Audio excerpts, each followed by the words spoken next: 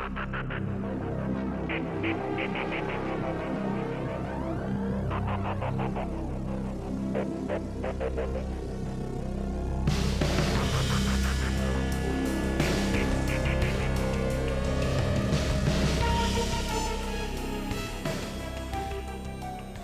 everybody, and welcome to the Road to Revolution.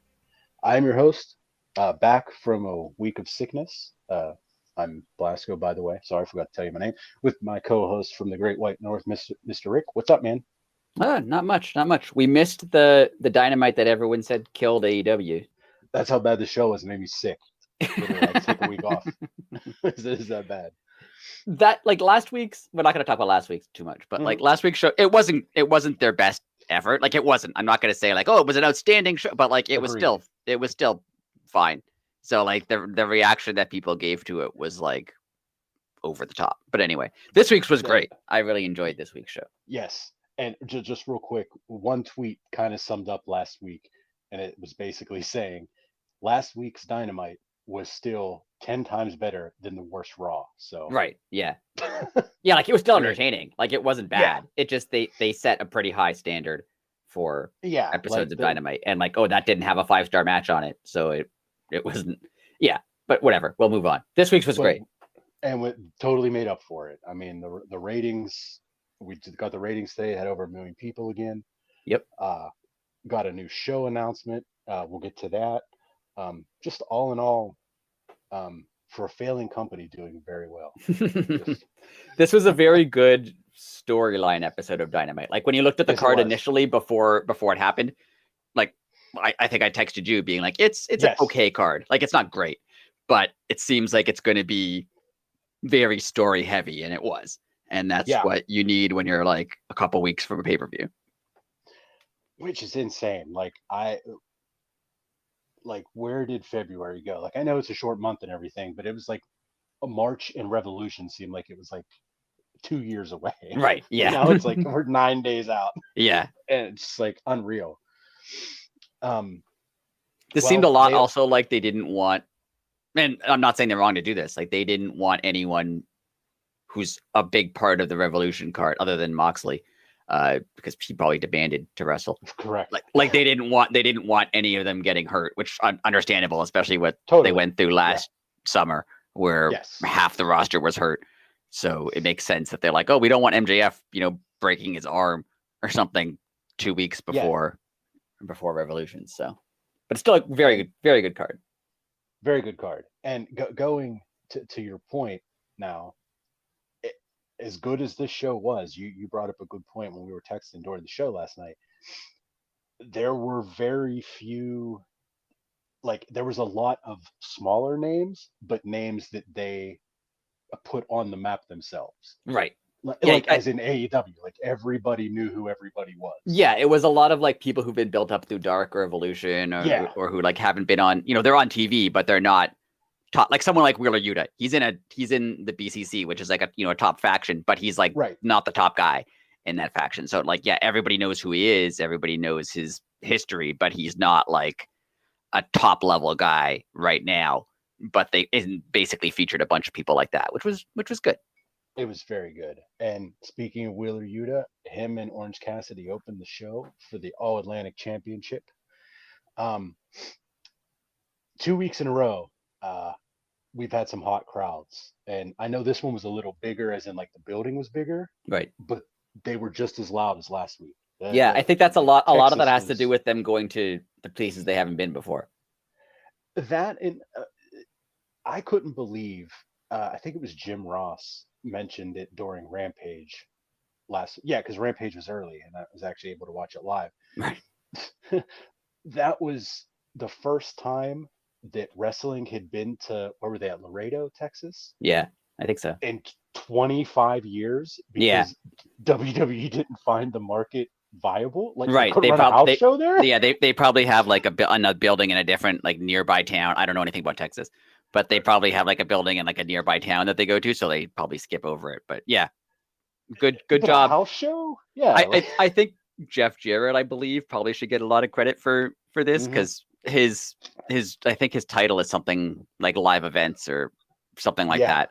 And maybe, he probably can find, towns that maybe are, big enough to support an AEW show, obviously, but that maybe aren't being hit by WWE frequently enough that it's so it gives them a hot crowd who probably hasn't, like Texas hasn't seen wrestling in 20 years. So that's good. But it is surprising that there's any market they haven't hit in 20 years, because WWE goes they have like 300 shows a year or something.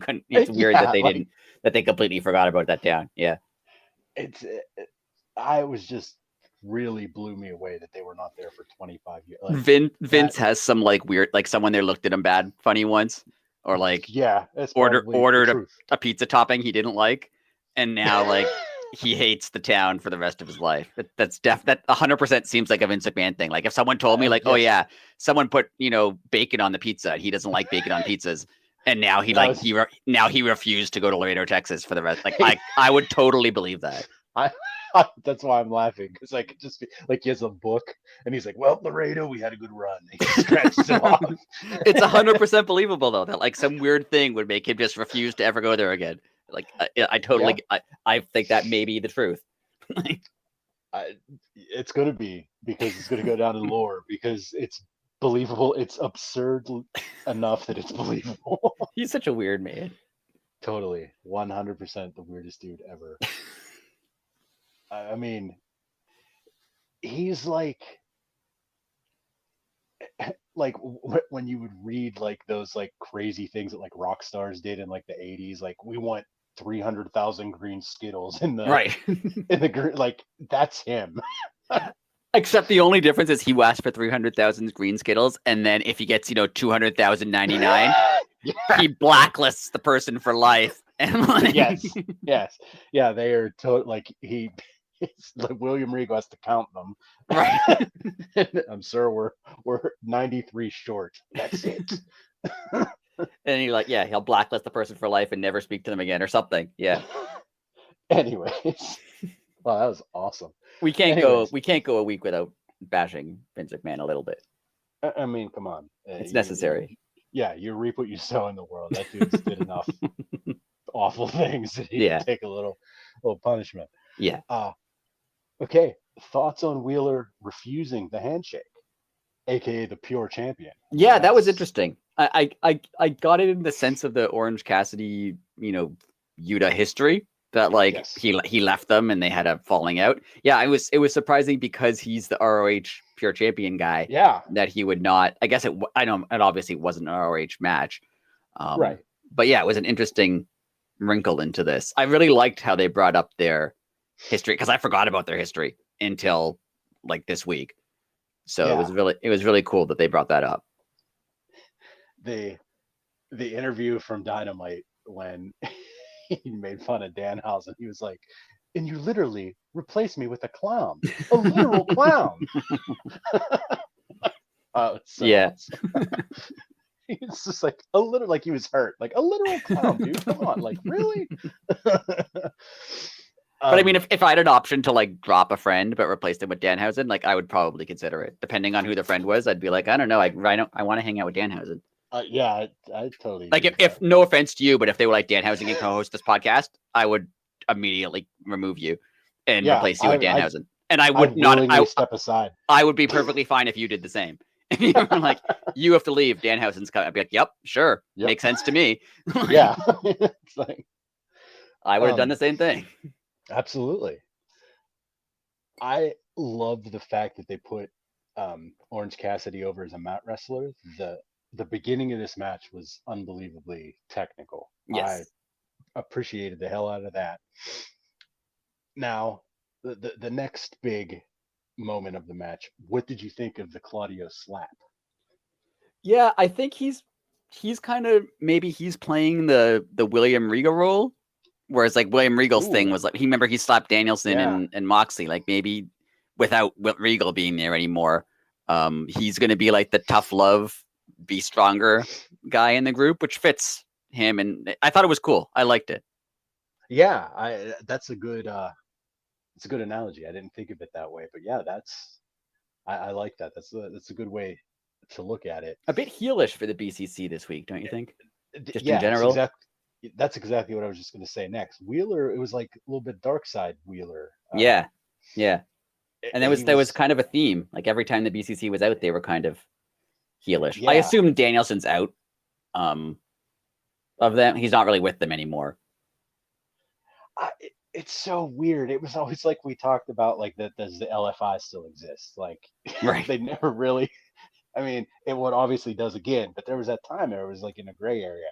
Yeah. And it's like Danielson, they never really explained it. Like, he never comes out with them as a whole group. See, but he says it all over his gear. I was confused because they kind of explained it once that, like, when he was like, "Oh, I understand if Mox doesn't want to ever forgive me for still siding with Regal after what Regal did, and if that's how they split, I would have understood." But then, like, a couple weeks later, they were tagging together, and then now they're not. Now it's weird. It's a little, not even a little. It's like it's a storyline thing that they should probably explain. And AEW has, like, in the past surprised us with, like, 3 weeks down the line here, they'll, like, right before the pay-per-view or something, like, they'll throw you a curveball and it'll all tie in together and you're like, oh wow. Wheeler was in control through the entire picture-in-picture, which I thought was really cool. And he was, like, healing it up. I don't know if you how much you could see on your picture, but, like, because I was on Fight, like, he was goading the crowd into jeering him, like he was purposely playing a heel. That's what I was just going to ask you. It looked like he was, like, yelling and interacting with the crowd. Yeah. Was it okay? Yeah, he was like he wanted to be the heel. He was, like, trying to get the crowd to boo him, and they did. That's so awesome. Now, probably the highlight of, I like, seriously, maybe probably the best highlight in AEW history is when he spit his gum and it stuck to Orange Cassidy's head. And he didn't take it off until it got punched off. Yeah. That is going to go down. That was a moment, like, one of those moments that, like, obviously wasn't supposed to happen. And they just went with it. It was perfect. Yeah, and Orange Cassidy was, like, he clearly knows his character so well. Like, he knows, like, oh, the Orange Cassidy character wouldn't react to that. He'd just be like, whatever, and just, like, move on. So, yeah, it worked really well. Kudos to both of them for being professional. I would have busted out laughing. I busted out laughing at home, like they planned it. Yeah. So I honestly don't know how people, like, who have to wrestle Danhausen or Orange Cassidy don't laugh. 1,000%. Like, I mean, because they're funny. Like, I would laugh. Yes. It was a great start to the show. Orange Cassidy prevailed, obviously. Kept his title. What do you think is next for Orange? Do you think they're just going to let him keep the open challenge into Revolution, or do you think? Yeah, I don't know. Like, there isn't, like, an obvious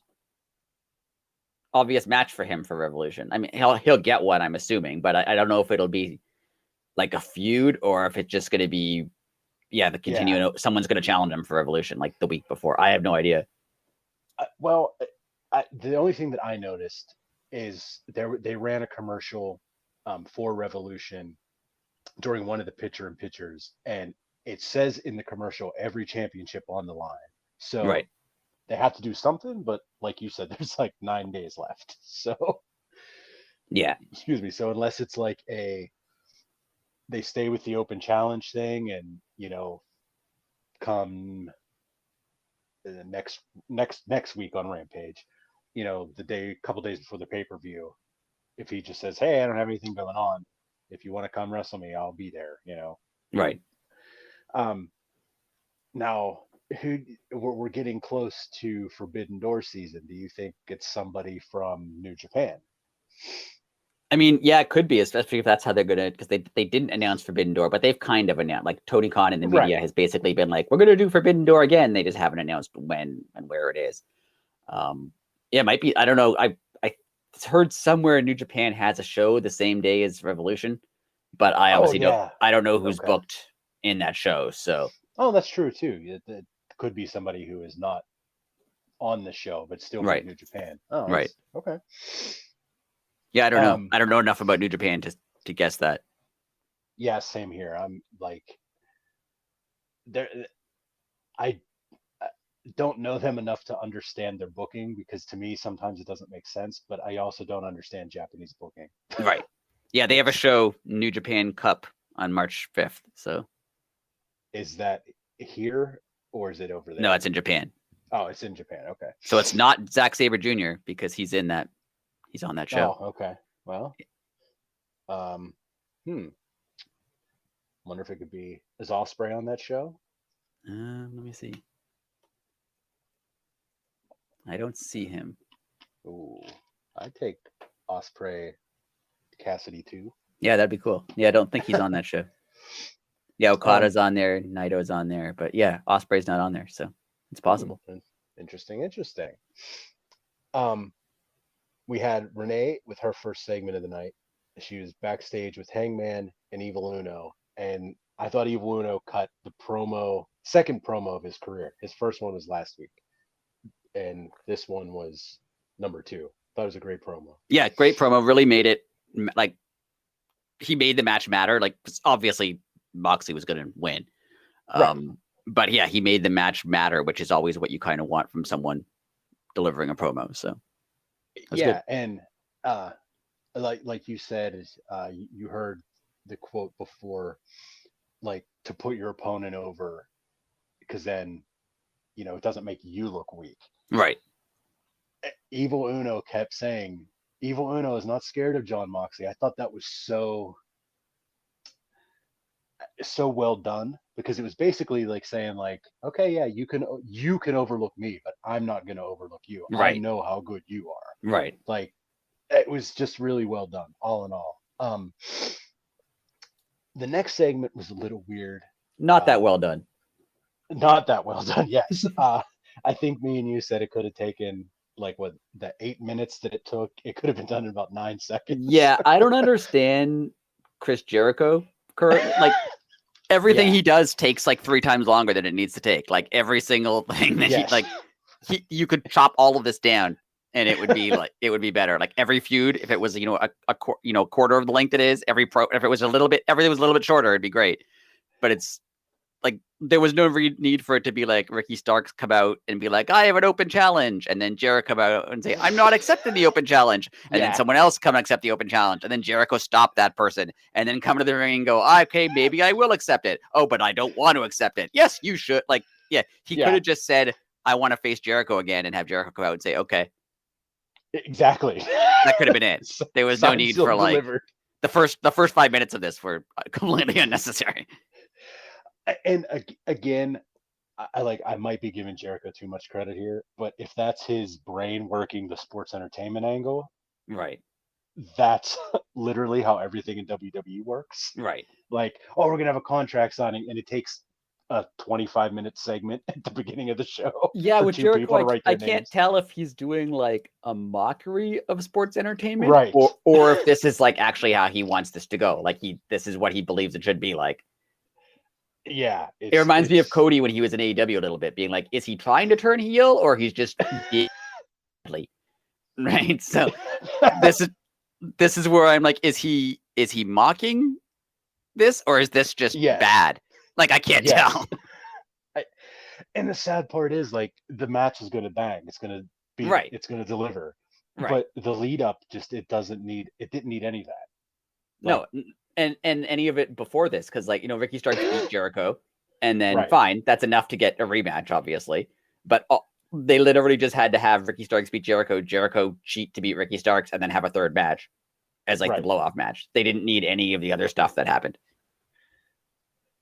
No, I mean, obviously Ricky wins this. I mean, but he better. I'll be so upset. I was just and that's another Jericho thing. Like, I don't know if he books himself this way, or again, if it's just part of his wrestling brain, but this should be it. Yes, this would better be it. This is not like the Eddie. Yeah, where like Eddie won, but then he didn't win, and then they reversed the win, and then he's had 5 more matches. Like, no, just end it. Like, Ricky Starks should win cleanly and move on to do something else. Yeah. I don't want like Ricky Starks to win cleanly, but then Jericho attack him afterwards, and they have to have another. No, none of that. Just Ricky Stark should win, and then the feud is over. Correct. Period. Yes. Because it will be a good match, but like I don't Yes. need to see it again. We've seen it a few times already. Yeah, and it's Jericho does need one. Jericho does need one of his times. I think you mentioned this last podcast where he like goes away for a while and comes back as somebody else. Yeah, totally. Like a different gimmick. Like now he's I don't know, not a wizard. Now he's I don't know, something else.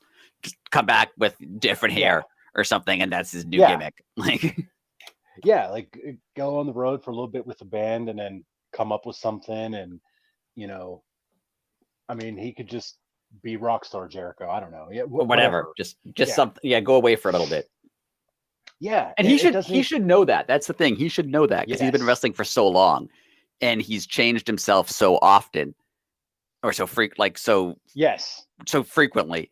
Not too much, but like enough that he's been successful with it. He should know that like you have to leave for a while so that people miss you, and then you can come back and like people will cheer for you again. Versus now, where like they sing his song, but just because they like the song at this point. Yeah. I think when Ricky Starks was like, "I'm done with Jericho," like the crowd cheered pretty loud. Yeah, that was seriously really, really, really cool. Yeah, it's pretty obvious the crowd even doesn't want to see any more of this. Like he should recognize. I know he wants to be on TV. He wants to be like he's still one of the bigger names in AEW, but he should recognize that he needs to go away for a little bit and come back later on. And we are honestly getting into that time of the year. Like summer band tours are going to start, and right. Like I know Fozzy doesn't play like a ton of shows, but like you said, even if it's like 6 weeks, they do a little tour. He misses in those 6 weeks. Say he misses just 4 of the Dynamites. That's enough, right? Just to not have Jericho for a month and then him come back like. As you said, is something else. No JAS, no Inner Circle, like just something. Everybody disperse. Yeah. That needs to happen. But hopefully Ricky Starks just wins, and then that's it. I totally agree with that. Maybe that's a good way to get Jericho off TV, like kayfabe and injury. Right, and the JAS is not allowed in the match, so like he won't have them around. Maybe he'll just leave, and then he'll come back, and he'll be mad at them, and they can go their separate ways or something. There you go. See, Tony Khan, we know you listen. So there you go. That's a free one. Free. I know you have no writers and no storylines, which makes the internet outraged. Yes. And there's never been a storyline in AEW, according to a large portion of the internet. But this is a free one. You can have a storyline. There you go. Yeah, simple. Big Bill, Lee Moriarty, excuse me, versus the Acclaimed. Scissor Zona if they don't put that on a shirt next time they're in Arizona, or if they don't start making like, of course I couldn't think of another town that Scissor worked with. Scissorsburg, I guess. Sizzlevania, you could do that. Sizzlevania, yeah. There you go. Man, they could do like Saskatchewan. There you go. It's like a whole province, but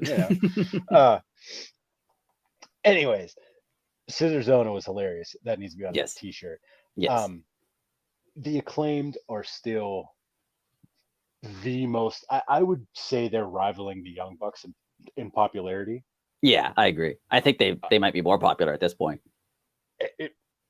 Like when that music hit again, a place where WWE doesn't go a lot, wherever this was in Arizona. Like I think WWE hits Phoenix, and this was, I forget where they were last night. Tucson? Not Phoenix. No, they were in Phoenix. Okay. Yeah. Well, WWE uses the bigger arena there, though. Right. This wasn't. Yeah. They WWE goes where the hockey team plays, correct? Yeah, which is like not Phoenix. Technically, it's like. Oh, really? I just remember that was a problem. Like when they were talking about the Coyotes, that they don't actually play in Phoenix. Weird. They play somewhere else. They did. I'm just looking it up. Yeah. So the place where the AEW was yesterday is called the Footprint Center, which is where the Phoenix Suns play. Okay, so it's a basketball arena. and the Coyotes used to play there for the first 7 seasons, and now they moved to Glendale, which is like the suburb, which is like the suburbs of Phoenix. Oh, okay. There you go. I just remember because people were saying like, oh, that's why the team's not successful, because they play in like the suburbs, so no one goes there. Because that makes the team bad, not the players. Right. Where the arena is located. Not 20 years of bad management, but anyway. Yeah. Anyways, wow. The people on the internet are the best. The team's bad. That's amazing to me. Like, wow. Though it is weird. It is weird to play in the suburbs versus in the actual city. Totally agree, but again, it doesn't make the team bad. Right. That's just hilarious. Yeah. Oh, that's amazing. You brought it up, so we're gonna go with it. Last night, the belts on the ass boys is starting to grow on me also. They look good with them. I don't like. I think I mentioned before. I don't like how the AEW I don't love the AEW type. They're fine, but like all the other belts are nicer, in my opinion. I agree. They're the least nice AEW belts, but they look good on the guns. I don't know if they changed how the belts look a little bit, or like they fit them. That's a good point. Yeah, they do. It's just so good that the internet hates them as champions. Yeah, I kind of like them now. They're growing on me. They really are. And the fact that it's just all the animosity towards Billy, and and people our age knowing like that was the biggest the biggest highlight of wrestling, when wrestling personal lives started to become when internet wrestling started to exist. You read the dirt sheets and you find out that like 98% of them are horrible people. Right. Like you didn't know that as a kid, and then you didn't know that so and so had so many wives and this, that, and the other. Right. But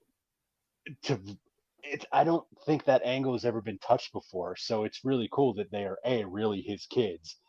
And even though he wasn't a bad father, them saying that is totally believable, because many in that I still era really want them to bring back Bart Gunn for like a bit part. Like, okay, fine, we have our uncle here, and it's Bart Gunn, who like isn't related to them at all. But and now if they could somehow I would love that. Have a 6-man, have the Acclaimed and Billy versus the Ass Boys and Bart Gunn. I would love that. I would want that. I want that to happen at Revolution now. Like, I think Bart Gunn like literally just works construction now. Dude could take a day off. Right.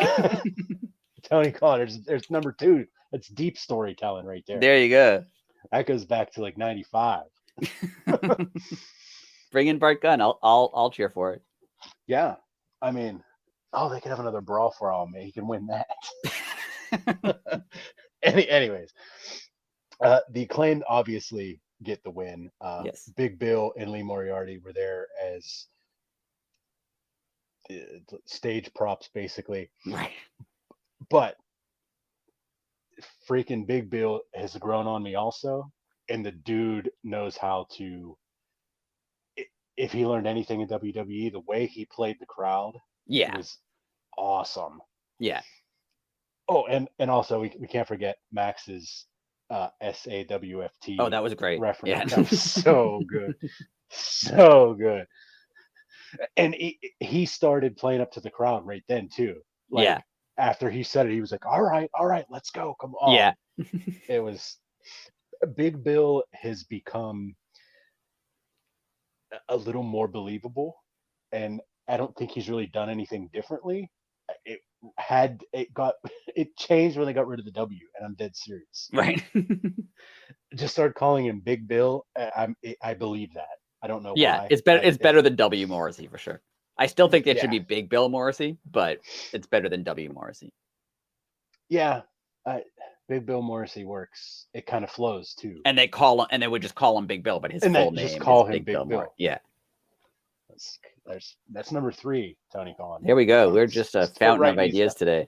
Yeah, you're gonna start charging here. Anyways, probably your favorite segment of the night was next. I was so excited. It was so good too. Yeah, so good.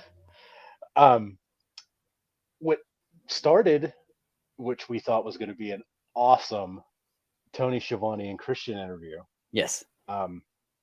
didn't start out the way that we thought it was going to start, but it ended differently than we thought it was going to end too. Right. Yeah. Where did like Jungle Boy even come from when he speared him? Like he just popped out of nowhere. Yeah, like after this morning, I rewound the show, and he just came up the heel steps. Like it was so well done. Yeah. That you didn't see him at all. No, not until he jumped on him. Like you didn't see him. It was great. Oh, so well done. So Jack Perry jumps Christian in the tunnel, which was so good. And then he beats on him for a solid couple minutes, and then Christian turned the tables when Jungle Boy brought the he was going to do the concerto. Yeah, and he hesitated for a second there. And yeah. And Christian's chair shot was unbelievable. Yes. That had to hurt. I don't know if he actually hit him in the head or not. I hope he didn't, but I hope he got a hand up. It looked and sounded like he hit him directly in the head. Yes. Yes, it did. This segment, not reminded me. This is what, like, I hope Jericho was watching, because this segment was what, a total of 4 minutes, 3 minutes. Like, yes. It was short, but like it immediately made you, oh yeah, these guys hate each other and they want to fight each, and that was it. That's all you have to do. Like, oh yeah, in case you forgot or didn't know or weren't watching, these guys hate each other and they're gonna fight one day. End of segment. And it was great. Like it immediately turned it from like Christian wasn't even on TV before last week, right, to he's in the middle of a immediately hot feud. It was great. And now my question for you here, the rumor mill is starting to buzz. I think Mr. Adam Copeland doesn't have that much longer on his contract. Yeah, I think it's like this summer. Do you think they send some feelers out, or do you think he'll just call it a day? He said, I know the last time they were in Toronto, he said something like, "Oh, we have another show in Toronto next summer or something, and that's gonna be it for me." Like I think he wants to retire at like after whatever show they have in Toronto. But that being said, if Tony Khan came to him and said, "Here's a lot of money, you could hang out with your friend," like maybe he doesn't want to retire so much anymore. So, and again, it's, like you said, literally hang out with your friend, but it's a lot of money and you work once a week. Right. Like, yeah. I mean, yeah. I feel like that would be amazing. I feel like Christian, this is just me completely guessing, I know nothing, but based on wrestlers having input and one of the reasons when they hired Christian, one of the things everyone talked about is how good he is with, scripting angles and scripting, writing stories. Right. And I feel like he's writing his own stuff, or at least has very serious input into his own stuff. And if he does, like, they should just let him write the show, because like he's really good. Like I remember even before he showed up, Mox said something like they asked him, "Oh, who's one of the guys that you learned a lot from when you were in WWE?" And he was like, "Oh, Christian. He taught me a lot of stuff about, how to play to the camera and how to do emotion and storylines and things like that." And I never thought of Christian being like an especially creative guy. Right. But since he's been in AEW, like everything he's been in has been just great. From the time he got there. Yeah. And when they called him like, "Oh, he's a future Hall of Famer," I thought, yeah, he probably is, but like he's not, a guy you think of when you think of like immediate Hall of Fame. But like the last 2 years he's been in AEW, he's done everything he's done has been excellent. Yeah. When he was a face, he was great at it. When he was a heel, he was great at it. Like he's just done a great job. Now, if they, fantasy booking here, they land Edge. Do you put Edge and Christian together, or do you hint that you put them together and then have, when Edge debuts or a couple weeks after, do you have Christian turn on him? Oh yeah, I have Christian turn on him. I have them show. I have them show up and Christian be like, "I'm so happy you're here. Welcome to AEW," and then immediately hit him with a chair. Like that would be. That's what I would do. So then you're gonna have them feud, obviously. Of course, yeah. Oh. And and they do it properly. The feud they had in WWE wasn't great, but I'm sure they could have a better one. I'm all about this. I still, not to take shots, not to be like a WWE bashing podcast, but right. when Edge returned to WWE, and then the next Royal Rumble, Christian returned from his injury, and they were both in the same match, and Edge won the Royal Rumble, and Christian was back, then they didn't sign Christian. Yeah. They let him leave. And he went to AEW. And like, why would you not sign him? I don't understand. Even just to hang out with Edge, like even just to be his partner, like even just for that. Like, why would you not? Like, they have money. They have unlimited money. Like they could have easily signed him. I don't understand. Especially because Edge was like, he won the Royal Rumble. He was an number one contender. Like, wouldn't it make sense to have Christian be there? Especially he's going up against Roman Reigns, who has like his guys. Wouldn't you want Edge to have I don't get it. Yeah, I mean, like it writes itself. Like that, all what you just said made perfect sense to me, and I don't watch the product there. Right. Like that just it would work perfectly. Yeah. That's why I don't watch. I've told you before. I think Vince McMahon just like apparently he hates Christian's face. Like he just has a problem with it. It's speaking of weird stuff that Vince McMahon does. I think he's just like for some reason he thinks he has like a bad face, and like so he doesn't want him on TV. Like it makes no sense to me, but to Vince McMahon apparently it does. Oh my god, it just blows me away. Anyways, after that segment, they had basically announced Wardlow and Joe at Revolution. Or not basically, they did announce it. Yes. And then they did a little kind of deep dive on the feud. I like how they haven't had them together yet. Yes, I agree. Hope they keep them apart, and I hope neither of them are at TV next week either. I hope they just meet at the pay-per-view. Yeah, I agree. You could do the pre-tape segments. Like when I say not there, I mean like they can have a segment, but I don't want them in the ring together. Right. I don't want them like fighting each other or anything until I want like an old-fashioned. We're gonna keep them separate. Right. Keep them separated as an Offspring reference. Just keep them apart and just let them do their thing at Revolution, because that's obvious. That is their blow off. Yeah, and I loved how they did it last week, but they mentioned it again now. How they tied it into like what Joe cutting his hair means, and yeah, it's been good so far. I hope. Who do you think wins that?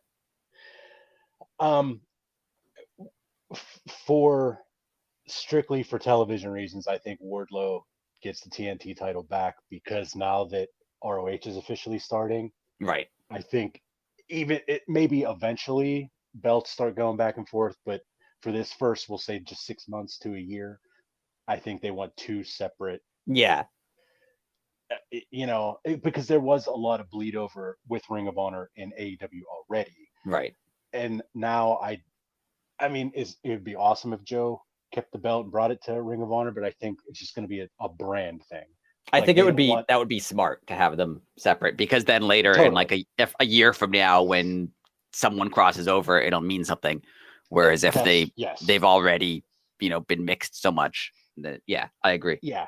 And he'll be ROH television champion, so he can still be the king. He could be the king of the he could be the king of the internet if he's going to be on Honor Club. See? Oh, will they change the title name if it's only online? Will it be the ROH internet title, or will it be the television title still, even though it's not on television? Interesting. Funny. I don't know if they could do that, because Matt Cardona owns. Right, he owns the trademark for that, doesn't he? Yeah. Which WWE? Did you ever see his YouTube video about it? WWE put that title in the history of the WWE titles books, and they don't own it, and they refuse to pay him. Oh, nice. Yeah. So he went on this big rant, and it was like obviously after he was fired. Yeah. And he was like, yeah. So I brought it to their attention, like, you've been using this for like all these years, and okay, now you fired me, so I'm gonna be a little bit of an ass, and I want compensated for it. They just told him no. Like he was like, I was never so demoralized in my life. like I could just see them being like, it was like a little kid, just be like, nope, sorry. Just like, oh man. But yeah, so he owns that. So I don't know if they could do that. Obviously, WWE does it. Call it like a streaming title or something then. Yeah. There you go. Yeah. The Honor Club title. There you go. But going on to the highest rated segment of the night, which was the women's match. It was Sky Blue versus Saraya. And this, like the Evil Uno match, to me was just really cool to see. I know I always talk about Sky Blue all the time, but like literally when she first started, if you could go back on Elevation and Dark and watch those early matches to see what she turned into, you'd be like, oh my goodness, that's two different people. Because when she first started, you knew that she just first started. Right. Like I think she's super young, right? Yeah. I don't even know if she's 21. Yeah. If she is, she just turned 21. Like her 23. and Julia, just looked it up. 23. Okay. Yeah. Her and Julia, I know are I think the youngest. I know that Billy Starks works for them too, and she is just 18, but I think she's through New Japan. Right. I think. Could be totally wrong on that too. And for the record, if you're Googling Sky Blue, just Google include AEW in the Google search, because otherwise you're going to get something else. Yes, yeah. You will be asked for age verification. Yes. I just thought this match was a banger. Yeah, it was good. Sky Blue did her job as being the pin cushion for Saraya to just beat up, but Sky Blue got a lot of chance. Yeah. And it wasn't too long. Sometimes they have a lot of matches. That same thing I found with the Evil Uno Jon Moxley match. Like AEW has been guilty sometimes of trying to make the underdog look too good. Like they have a 20-minute match with someone where that they shouldn't have. Like obviously Saraya is more like she should beat Sky Blue, and she should beat her not easily, but it shouldn't be incredibly difficult. And they struck a good balance here where like Sky Blue got some offense, but it was obvious that Saraya was the more experienced wrestler. And they planted a little seed with Toni Storm interrupting, which would have been a 3 count. Right. Terrible interruption though. Like it was obvious. Awful. That, like, Aubrey clearly turned for no reason before Toni Storm jumped up. Yeah. Yes. Yeah. And hey, it's fine. Whatever. Live TV. Yeah. But exactly. Saraya submits Sky. That submission was cool. I don't know what that was. I don't even think Excalibur had a name for it, but it was cool. That was awesome. I don't know what that was, but it was really cool. Mm-hmm. Britt and Hayter make the save on Sky Blue to play up the, we're all AEW here. And then as Saraya and Toni are working their way up the ramp, they got the ring got cleared. They're working their way up. Ruby shows up at the top of the ramp and kind of puts Saraya and Toni Storm like in the middle, but then Ruby looks over at Jamie and makes like the belt sign with her hands. Yeah. And well, we saw that we're gonna get a 3-way for the title at Revolution. Yes. I really like that Ruby. They're like, whose side is she on? And she's like, I'm on my own side and I want the belt. I like that. Yes. Do you think Jamie retains? I think she does, only because she's so over. And I agree. And I think they do want to do an eventual Britt Baker, Jamie Hayter feud where like Britt will turn on her eventually. It would be cool if Ruby won, just because she's improved a lot and she's done a lot of great stuff recently. But I think it's Jamie Hayter I think she's going to retain. I think see that I want her to retain, but if Forbidden Door 2 happens, which it obviously, as we said a few minutes ago, it looks like it's going to, if you put the belt on Saraya and then bring Mercedes over and have the two best friends fight each other. That's true. And the story, I mean, wasn't Mercedes she was her last match before she retired. Yeah. So there's a story that tells itself there too. So they're doing really good things with the women's division right Totally. now. Totally. Last week, the ending of the match was a little awkward with Ruby in the middle and them kind of both yelling at her. Like it was a little awkward. Yes. And they did the thing where they spray painted Tony Storm, and I think it was supposed to rub off on her, but it didn't. But whatever. Like it was an awkward match. But like other than that, like this week was good. They're doing a lot of good stuff with the women right now. I don't know if that's Madison Rain because she's involved with the booking of that now, I think, or the training at least. Yes. But it's been really good, and I really like the storyline. I like it because I don't know where it's going. There's still always the option that is Ruby going to turn on someone? Is she going to turn on Saraya? Is she going to turn on Jamie? Like you don't know what she's going to do. So I think it's been really good so far. I'm excited for this match. I'm very excited for this match because this match is also going to be a banger. For sure. Oh. And Ruby's kind of got off the we've talked about before her like WWE-ness of her wrestling, where like she would overreact to moves and have overly done facial expression. She's moved away from that now. She's wrestling a more kind of realistic style, which fits in a lot better with AEW. And she, as we've said in the past, she also looks more natural now. Yes, like the not saying that the WWE way is wrong, but she was trained. I mean, she came up through the indies, so she had to unlearn what she spent years learning. Right. And it didn't necessarily, like, you could tell that she wasn't comfortable doing it that way. Right. And that some people are. It's not even meant to be a shot because WWE is clearly very successful. Yeah. But their style of wrestling is very specific to them. Yes. And it doesn't really work that well anywhere else. Outside of a few people, like Jericho still kind of wrestles a WWE type style. And he's made it work because I think he's just been everywhere. So he's managed to do a blend of all of them. But a lot of people who come either to WWE have to learn their style, or who leave WWE have to unlearn their style. Yeah, and totally. And she's done that now, and she fits in. Especially AEW style is very different than WWE wrestling. So it's AEW is very like a cross between like indie and old. And it's a bit like Japanese, like it's a little bit it's a mixture of a bunch of different styles. So it's a unique style. Yeah, I totally agree with all that with Ruby. She's the dark horse in this too. Because if she won the title, I would say she's very deserving because she never had a title in WWE, correct? I don't think so. No, and it definitely fits. Like if she won, you wouldn't be like when the Guns won, everyone was like, really? They're giving it to the Guns? But like if she won, it would fit. Like she's a main event wrestler. Like it would make sense. I just want to say like a lot of people bashed. Oh, she showed up in AEW and she had a few big matches and then she was on Dark for the longest time. Like they're burying her. No, she was on Dark for the longest time to get better. And she did. Like she didn't take it as a demotion. She took it as I have to learn some stuff and learn that stuff. And now she's back. Like she's what you should be doing.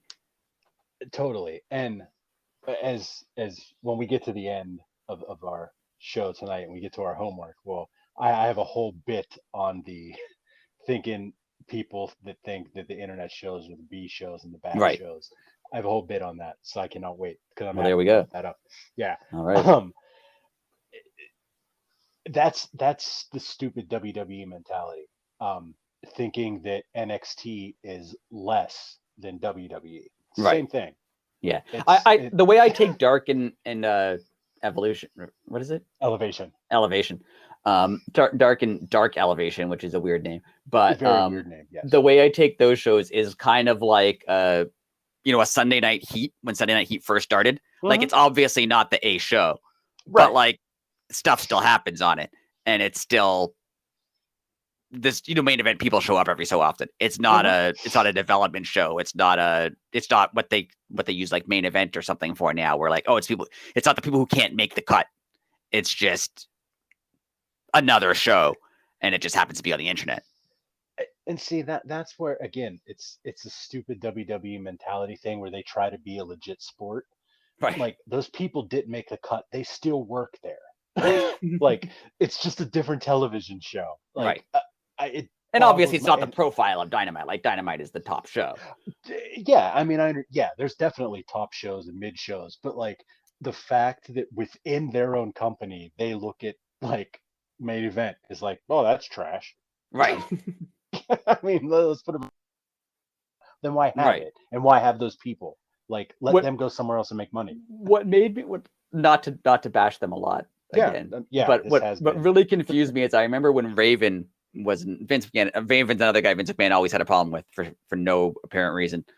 When Raven was in WWE, he ran an angle where he lost on Raw, so he was banned from Raw. And it's when they had the hard brand split. So like the Raw roster was Sunday Night Heat and Raw, and the SmackDown roster was like SmackDown and whatever other show they were running at the time. So he got banished from Raw. So like his punishment was he had to be on Sunday Night Heat. I remember thinking, like, doesn't that just make Sunday Night Heat look bad? Right. If like, oh, your punishment is you wrestle on this show, like, well, then why would I watch that show? It's clearly worse, right? Like, it's clearly not the show anyone like. He was upset that happened to him, so like, why should I watch the show if the wrestler doesn't want to be on the show? Why would I watch it, right? Like, but then he actually made it into a really cool thing where he ran a bunch of angles on Sunday Night Heat that were he was like, I'm going to take over the show, and did a really good, and then they fired him. But anyway, surprise. Anyways, so yeah, you don't need to devalue one of your shows to make your other shows important. 100,000%. Well, we had it's not an odd segment, but the Danielson in ring with MJF was, I have a few opinions because MJF is so smart and the internet is so stupid and they fell for it, and I love it.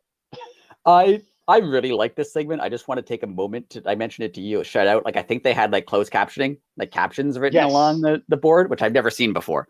Apparently a few other venues have done it. I don't know if it's an AEW thing or if it's like this venue does it. I don't know, but I thought it was really cool. Definitely thought it was cool. Obviously Danielson's very over. Yes. Obviously MJF is very over. Yes. MJF goes on to play the victim again. It's kind of weird anytime he's in a major storyline that something really awful happens in his life. Just saying. But the internet can't figure this out. He goes on his tangent where he just proposed to a girl. He posted it. He was Instagram official. Apparently, the internet never heard of like hiring an actor, or that's someone's sister or one of MJF's friends. Or he did get engaged and it just saying he got they broke up. Or like, yes, yeah. Like you could easily just say we broke up and not break up. Like that's entirely possible. Yeah. And then like the people, like all of a sudden he cuts this promo and then like these photos of her leaked this morning. Like, oh, okay, I didn't see that. It's like with her new man or something. Like, of course. Yeah, of course. Like, come on. Of course, you can't just take a photo with a person. Yeah, like, and of course, all the outlets were all over that, and I'm just thinking, like, you're just making fools of yourselves. First off, he would probably be devastated and wouldn't have cut a promo about his girlfriend cheating on him, who he just asked to marry like 6 weeks ago. Right. Just saying. Another thing that the internet doesn't understand is people are like, oh, how come sometimes he's like really, emotional and hating himself and down on himself and talks about how bad his life is. And then sometimes he's cocky and full of himself. I'm like, yeah, he's a human being. Like, I don't understand why that's confusing. Like, sometimes he's cocky and full of himself and sometimes he feels bad about himself. Like, one person can have two emotions. Like, I don't understand. Like, people seemed really confused about this when I was reading like recaps of the show online. People were like, but how come this week he's sad? Last week he was cocky. Yeah, because that was last week. Like, you've never had a time where like you feel good today, but you felt bad yesterday. Like, that's entirely possible. Like, that doesn't seem odd to me. That, and it's his character. He only feels when it affects him. Affects him. Yeah. Right. Like if he could push his agenda and make you feel bad for him, of course he's had the worst day ever. Right. if the crowd's on his back, well, then he hates you. Like, he's Right. always on the offensive. It's genius. And But the internet doesn't understand. He's a three-dimensional character. He has different emotions. Yes. Like, the way I look at MJF is say you take, like we've talked about this before. I don't know if you could take all the things he's saying even at face value in character. Like, if you could take any of the things he's saying at face value, because I think he just makes stuff up for his own benefit. Like the MJF character. I'm not talking about the person who plays MJF. I'm talking about the MJF character. I think he just makes stuff up for his own benefit. Like, we don't know if he was actually bullied as a kid. We don't know if he really liked CM Punk as a kid. We don't know if he you don't know any, like, he could be making it all up. Like, we have no idea. And the way I take his character is he is very, he does lack a lot of self-confidence. He does hate himself. He does feel bad about himself. Yeah. And the way he responds to that is to act like a big shot, like to throw out money and act like he's a big deal, but like actually he hates himself. Yeah. And well, like he said to Brian, he said, I hate you because you're taking for granted the only thing in this world that I ever wanted. And you're here wrestling. Like, you're an idiot. You have the money, you have the family, you have the wife. Right. I thought it was great. Good. I love this promo. I thought it was really good. It came off as weird as he had to bring his girlfriend or ex-girlfriend, and that's when I said it was weird. It was just he could have went about it a different way, but he loves to like blur, like MJF. Now I'm talking about the person, not the character. He loves to blur like real life and wrestling life together. Yes. He's really into that, so I think that's why he did it. Like, he just likes doing, like, he loves to be like, is this real? Is this fake? Like, is he talking about his real life? Is he talking about his character? Like, he loves to do that. So that's probably why he did that. Totally. And I think I texted you that I love emo MJF. Oh yeah, it was so good. I like, because he's not just one dimensional. He's not just emo. He's not just a guy who's cocky. He's not just a rich guy, right? He's a rich guy who's cocky and full of himself, but also hates himself and, overcompensates for that. He thinks badly about himself by acting like he doesn't think badly about it. Like, I really like his character. I think it's great. Oh, it's so complex. Excuse me.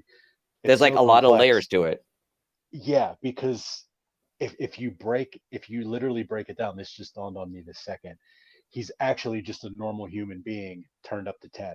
Because everybody has those emotions. Everybody, I'm not good enough to do that. So, or you're meeting somebody new, so you pump yourself up like, yeah, I've done this. He's just a normal human being pumped up to 11. Right. And it works. Makes him it totally works because it's relatable.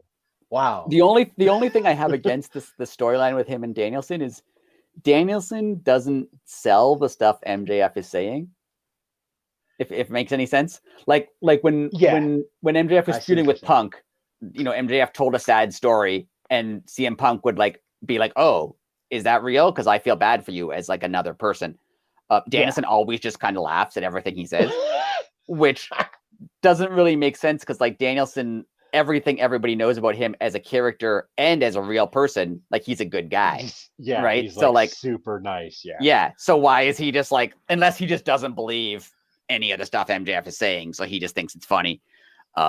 It seems a little weird that MJF is like, my life is ruined, and he just kind of laughs at him. Like, it's a little odd, but I guess maybe I just thought of this now. Maybe he doesn't believe MJF. That's why he's laughing, because he knows he's just doing this to like try to get in his head or try to take advantage of him. So he's just gonna laugh it off. Oh, so good. I just thought of something that would be absolutely amazing, and it would tie back into this. How ridiculous would it be if that's how they bring Punk back, and that's in, kayfabe wrestling here? That's the person she left MJF for. Oh, that'd be funny. Yeah. Because that would also get MJF like babyface love. I really hope they bring back Punk somehow to feud with MJF again. I really hope, like, when all this brawl, all out stuff happened, I really wanted him to come back and feud with the Elite. Now that I know that he was supposed to feud with MJF and didn't, I want them to continue, because the feud they had last year was great. So however they get them back to feuding with each other again, just do it. Well, moving right along, the tag team battle royal, it's the first of two. The winning team gets a shot in the 4-way at Revolution. Yes. The ending of this stunk. I'm just gonna call it like I see it. But in the long run, it makes sense. But it stunk. Yeah. Because I understand they needed a heel team, Yeah. but there's other heel teams that they could. Yeah, I agree. I get why they did it. Right. But we talk all the time about how like in AEW, like people go through cycles, right? They're on TV for a few weeks and they're off TV. Like, why are Jay Lethal and Jeff Jarrett? Why are they not on a cycle? Why are they just always on TV? Like, I'm pretty sure like Jay Lethal, since he signed with, hasn't missed a week. Like, he's on every single week. And like, I have nothing against. I like them, right? They're entertaining guy, but like, I don't need to see them every single week all the time. Go on a cycle, be off for a few weeks, have another team show up. Like, I totally agree. They're like the one team that Tony Khan manages to book every single week. He doesn't always have time for Swerve or Keith Lee or Malachi, but Jay Lethal and Jeff Jarrett every single week. And like, we don't need them every single week. Like, miss a couple weeks. Like Jericho, like, let me miss you a little bit. Yeah. Hey, the weirdest part of this match, which I like, everybody loves Mark Briscoe, but Briscoe coming down and jumping Josh Woods, who I didn't even know was at ringside, was absolutely hilarious. Like, come on, new AEW producer, at least let me know he walked to the ring with with Tony Nese. And I was like, Mark Briscoe, what the hell is he doing here? Like, oh, he attacked. Why was Josh Woods there? Like, I was so confused. Made sense, but this is also wrestling logic. Because like, why is Mark Briscoe even there? He's not booked. What's he doing? Like, why is he even on? Why is he even in the arena? Like, why is he not at home? Like, there's no reason for him to be here. And he also had all night to attack Josh Woods, but he waited till he was on television. Right. Like, if you look at it that way, like, yeah, you just brought up a good point. If you look at it that way, that's absolutely hilarious, because he technically ruined a cable television show when he could have just fought the guy like in catering. Anywhere, yeah. But no, he came out to the event, got like in gear, like not wrestling gear, but like wore something. Like, he's not wearing like, jeans. Waited until they went to the ring. Waited until the match had already started. Then attacked him. Yeah. Oh, it's great. And no shot on Mark Briscoe. Like, I like Mark Briscoe, but wrestling is just funny. Totally. And again, you just accept it. Like, yes. Yeah, I didn't realize until right now. Like, yeah, why was he even there? Yeah. But again, wrestling logic. Let's give kudos to 2.0. Yes. Them not entering the ring was genius. Yes. I loved it. People not on brand. People not entering the ring during a battle royal, or like not sliding under the ropes and just leaving for a while. Yeah. Is one of the things where like, I don't get why they don't do it why everyone doesn't do that all the time. Like attacking your opponent before the bell rings, where like the referee has no power. Like, why don't you just do that it's a loophole. Just do it all the time. Like, wasn't that like an ongoing gag with Curtis Axel? Was it? I don't remember. Maybe. Oh yeah. He didn't show. He got attacked or something before he made it to the ring. So then he had a thing where he was like, I was never eliminated. I'm still in the match. Yeah. It was like, yeah, it went on for like almost like 6 or 8 months. He was still in the Royal Rumble. Yeah. Genius. I remember Jerry Lawler did that once. He slid under the rope. Yes. He slid under and he stood on one foot on purpose to be like, nope. And just like stood there for a large portion of the match. I don't know why more people don't do it. It's funny. It's hilarious. And it fits them really well that they were just like, but they didn't totally. Just stay on the outside every once in a while. They looked like they were going to try to grab someone, and they're like, nope, not time yet. And just like, and they fake getting in. Like they have like one leg on the apron and be like, oh, step back. Yeah. We don't deserve 2.0. No, they do they do. I noticed that when I saw Rampage here, and they were like, I forget who even they were outside of the ring for. Like, I think it was Jericho. They weren't in the match, but they were just like at ringside. Mm-hmm. They do such a good job at like, they don't take over the match, but you always know they're there. Like, they weren't in this match for most of it, but they do a really good job of like, you always knew that they were on the other side, but they didn't like overshadow the match. Right. But you still always knew that they were there. And I was so happy that when they finally came in, they were only in the ring for like 9 seconds. Yeah, that's great. That's exactly what should have happened. Totally. Because I mean, you saw it coming from 9 miles away. It's and like, Danhausen got to interact with Danhausen, which was great. Right. Anytime you get to interact with Danhausen, it's amazing. Yes. Danhausen, again, the smartest guy in wrestling. He's on TV for like a few minutes a week and is like the #1 merchandise seller. Yeah. And he got clotheslined over the top rope this week. Oh no, he got physical. Right. He took one wrestling move and like and sold $9 million in merch while doing smartest guy in wrestling by far. And he can do this till he's 60 years old. Like he can do this forever. Yeah.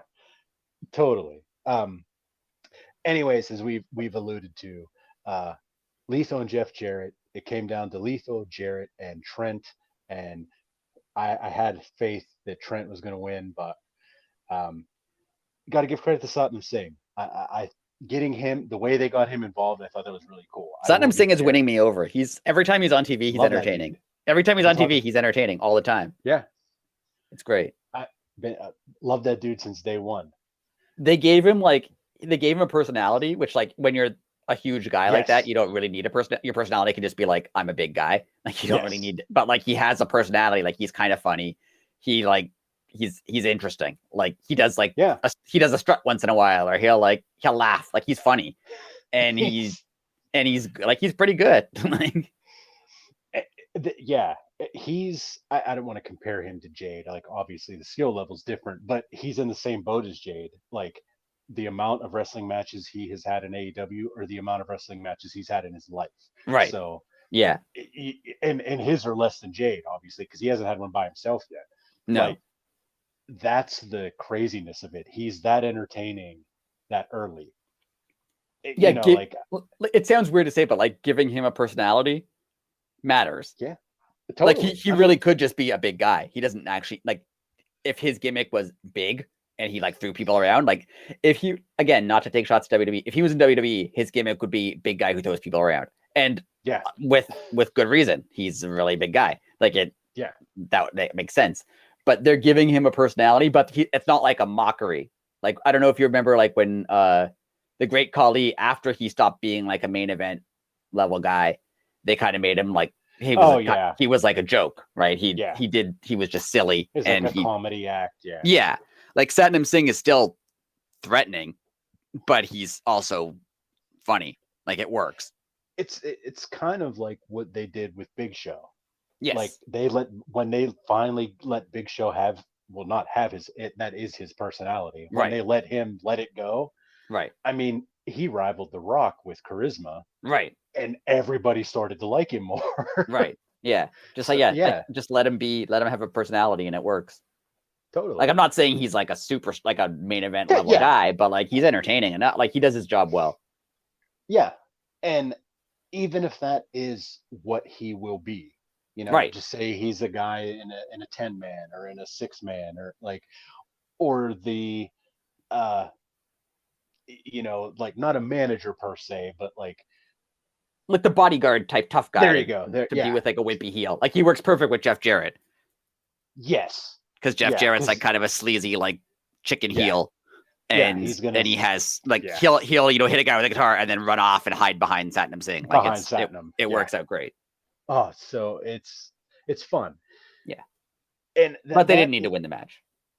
I totally agree. Didn't need to win the match. Like I say, it could have been any other heel team. Because I understand it's a 4-way. You need 2 heels.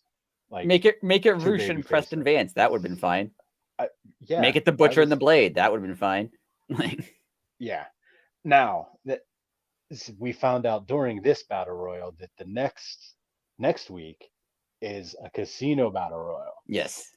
And I texted you, so I'm just going to ask you now. So, FTR wild card.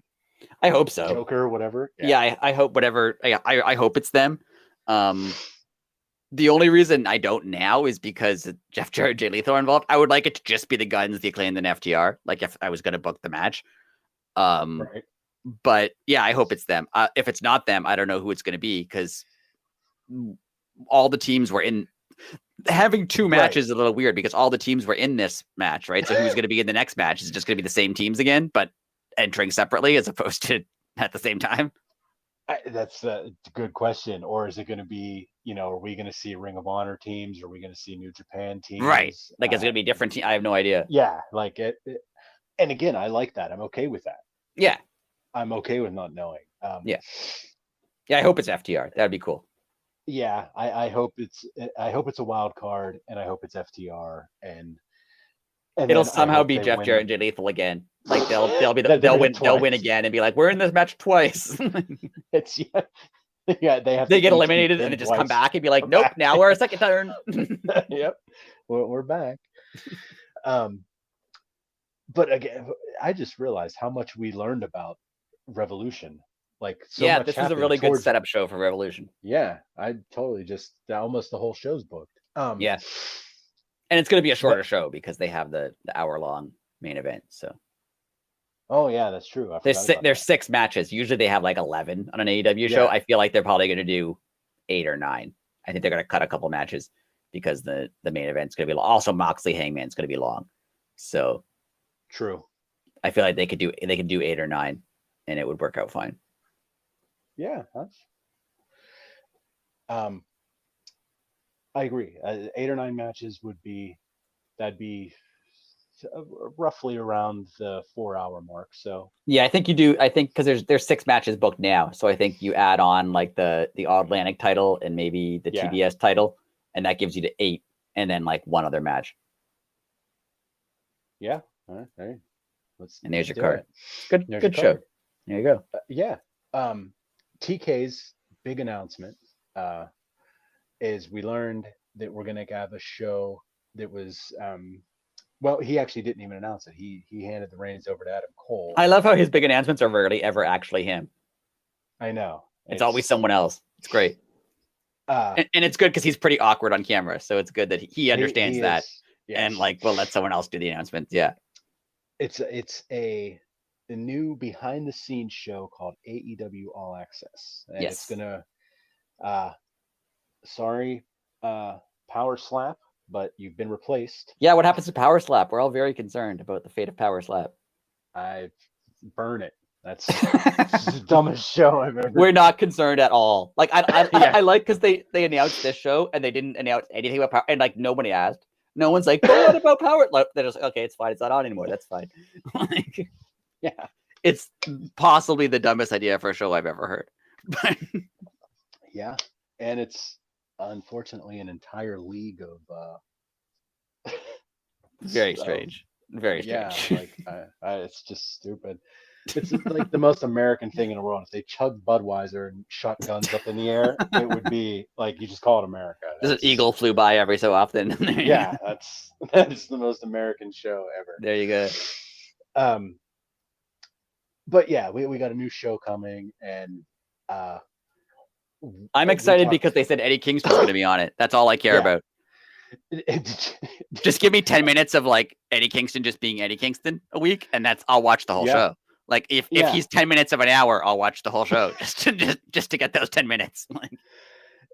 And you sent me a tweet that Eddie tweeted out today. He was like, well, I swear a lot, and that's how I tried to get out of the show, but it turns out the executives really liked it, so I guess I'm on it. That's great.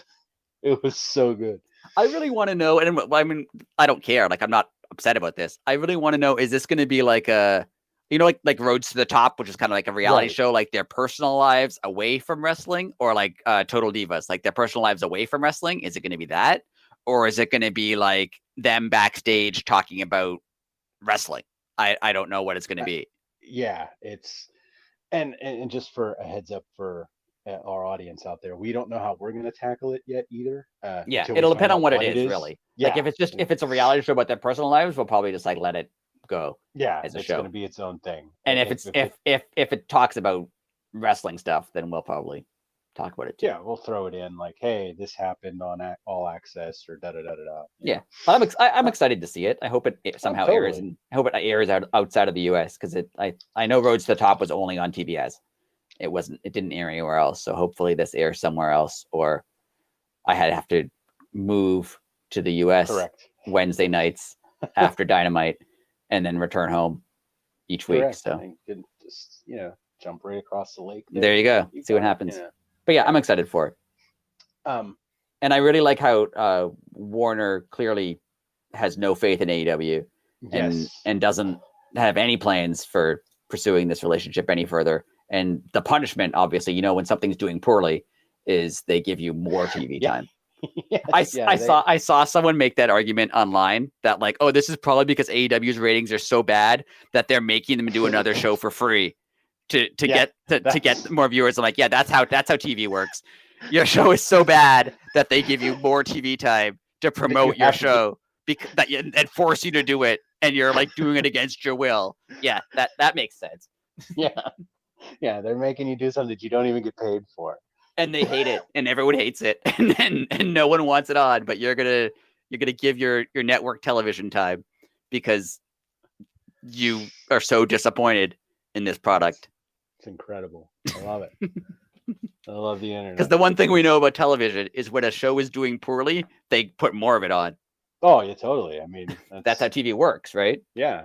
I mean, The Simpsons, like 2 people watch it. It's only been on 40 years. That's right. That's the punishment because they didn't get enough viewers the first 20 years, so they decided they're gonna make them air another 20 years. The Simpsons is so terrible and so timeless. It's right. Gonna be on longer than life.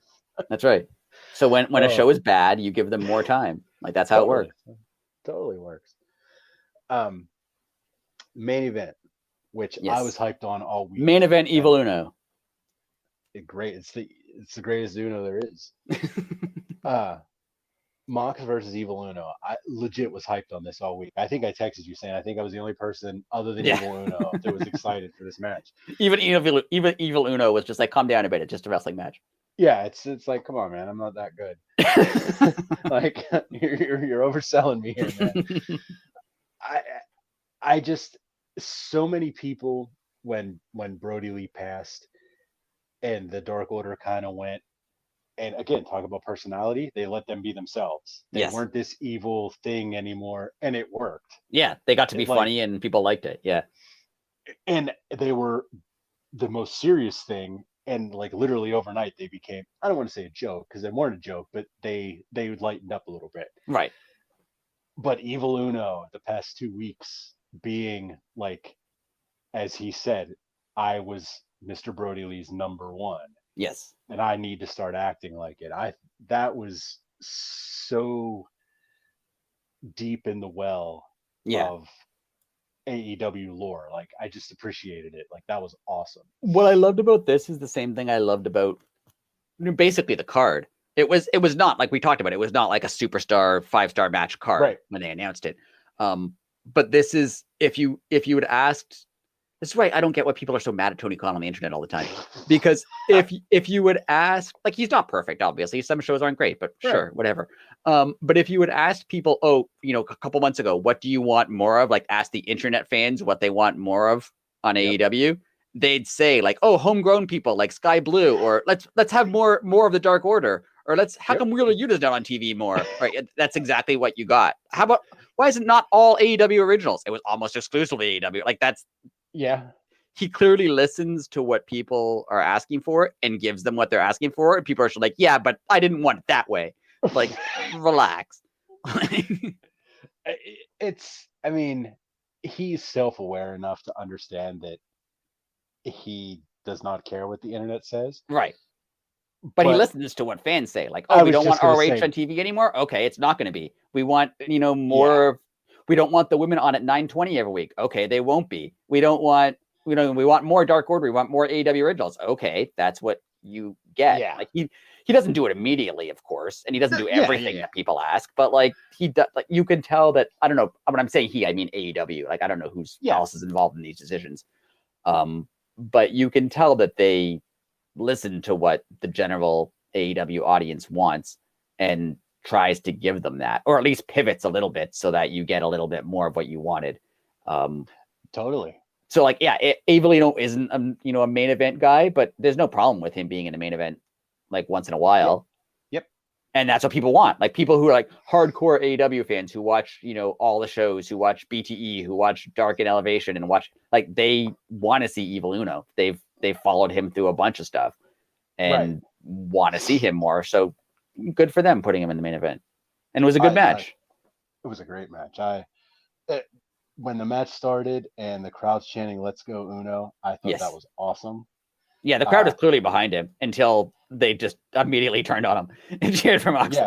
Yeah. It was. He had him there for a minute though. Yes, he did. He did. Mox is entering that territory of like Rock status, where even if they tried to turn him, I think Mox is forever going to be loved. Like, yeah, which I think they are. Like, it seems like they are trying to turn him because Hangman's obviously the face. He's been the face since. But yeah, you're right. Like they were chanting. I thought it was hilarious. They were chanting Evil Uno's name, which I thought was cool. And then Mox ripped his mask off and threw him face first into the stairs, and then just like put his arms in the air, and they immediately started chanting for Moxley. They're like, "Oh no, wait, we like you." Yeah. The guy whose name you were chanting, you just smashed his head into stairs. Now we like you. Yeah. I mean, it's not super loyal. It reminds me of like when The Rock would come out and just like make fun of the city he was in, and they'd still cheer for him. Like it wouldn't matter. He could say anything, and they would cheer for him.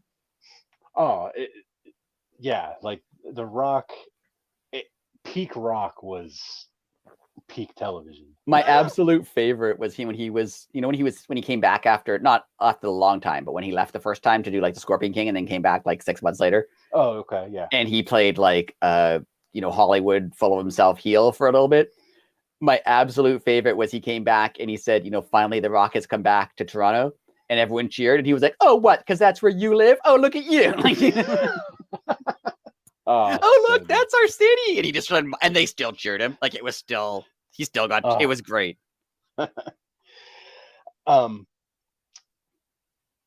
Evil Uno bled everywhere. I've never seen that before. Like the choke with the blood. Like if he hadn't had a mask on, it would have been just like splurting. Yeah, it was a bit. Yeah. And did you notice the hole in Mox's head? Yeah. Like what happened? I mean, he bleeds every day. So I mean, there was like a little, like, did he get stabbed? Like he had a literal hole.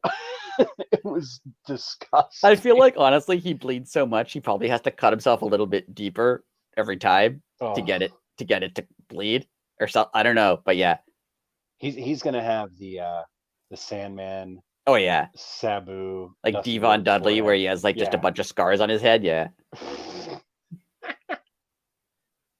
That's so gnarly. I don't care it. There are times, and like most matches, I'm like, that didn't need to have blood. But then, like, I do kind of think it's cool, so I'm torn. I mean, here's my thoughts on it. I mean, you didn't ask me, but I'm gonna give you my opinion. Go for it. Oh, we have a podcast. You're right. If you're trying to legitimize pro wrestling as a sport, it's a contact sport, right? And B, it's like it's supposed to be like physical fighting on the level of like UFC, right? Well, what do 90% of UFC matches have? Because you're punching someone in the face. They have blood in them. That's true. Like, does everyone have it? No, because sometimes the guy or girl doesn't get busted open or whatever. But that's why blood works in AEW, right? And in WWE, they've shied away from that and telling you that they're sports entertainment, which again, I have no problem with that. That's their stake that they laid. Right. Blood doesn't necessarily work there. Right. Because of what they are. The one thing, I don't know if they still do it now in WWE, but the one thing I really liked when they did, I think they started doing it in NXT. When someone would bleed, they would and people criticized it, but I actually liked it. They would stop, they would, halt the match, and they would try to patch up the guy. Like, put a bandage on him or whatever. And that's what they do in boxing. Which is what they would do in like a lot of other sports. So like, that's perfectly fine. Like I get, like if in a hockey game, a guy gets hit with a puck and starts bleeding, they just don't go, well, keep playing. Like they'll stop. And like squirting blood everywhere. Right. Yeah. Yeah, very true. But yeah, it does. Mox may overdo it a little bit, but I get your point. That like, yeah, if it's supposed to be a sport where they're hitting each other in the face all the time, yeah, that's it would gonna make sense if happen. they were bleeding. Yeah. Yeah. So I mean, it's I'm not one of those people that like when WWE got rid of blood, I saw totally why. I mean, they're a Right. corporation. Like I see that. What hurt me more was, I mean, me and you've made fun of it a million times. Like two grown men, like I'm gonna kick your butt, Rick. Right. Yeah. If That. you Yeah. don't For shut your sure. mouth, I'm gonna kick your butt. Like, Right. okay, come on. Eh, Let me swear a little bit. Like, I don't Right. need to be dropping f bombs on national television, but Yeah. if two grown adults are gonna fight, they're not gonna be within the they're not gonna be talking like they're 12. The Well, ex the 12-year extra olds talking. the extra PG level, they would have been PG like for at some point. They were like G rated. Like it was weird because it's I think I've mentioned this before. It's a show geared towards fighting each other, and Right. it airs at like 9 or 10 o'clock at night on a Monday. Right. So like it's 5-year-olds are not watching this show. Like Right. It's not the Saturday morning show that we grew up with. right. Like I never got the push to make Raw like a very, family friendly show. Like it airs from 8 until 11 o'clock. Like kids are not up then. Right.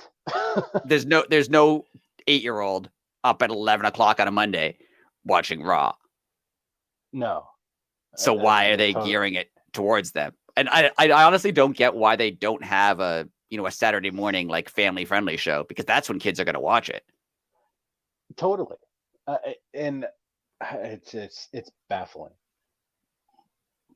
But it's also baffling the other way if you look at it. Like there could be groups of people that aren't the biggest AEW fans as like, oh, I don't want to watch that because it's nothing but blood and guts. Right. I see that. Yes. Like there's people that don't like UFC or boxing. Yeah, I agree.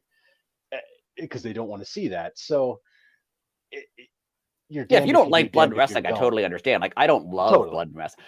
I don't mind blood and wrestling. There's a part of me that has a problem with them just like purposely cutting themselves that off. Like it feels a little much.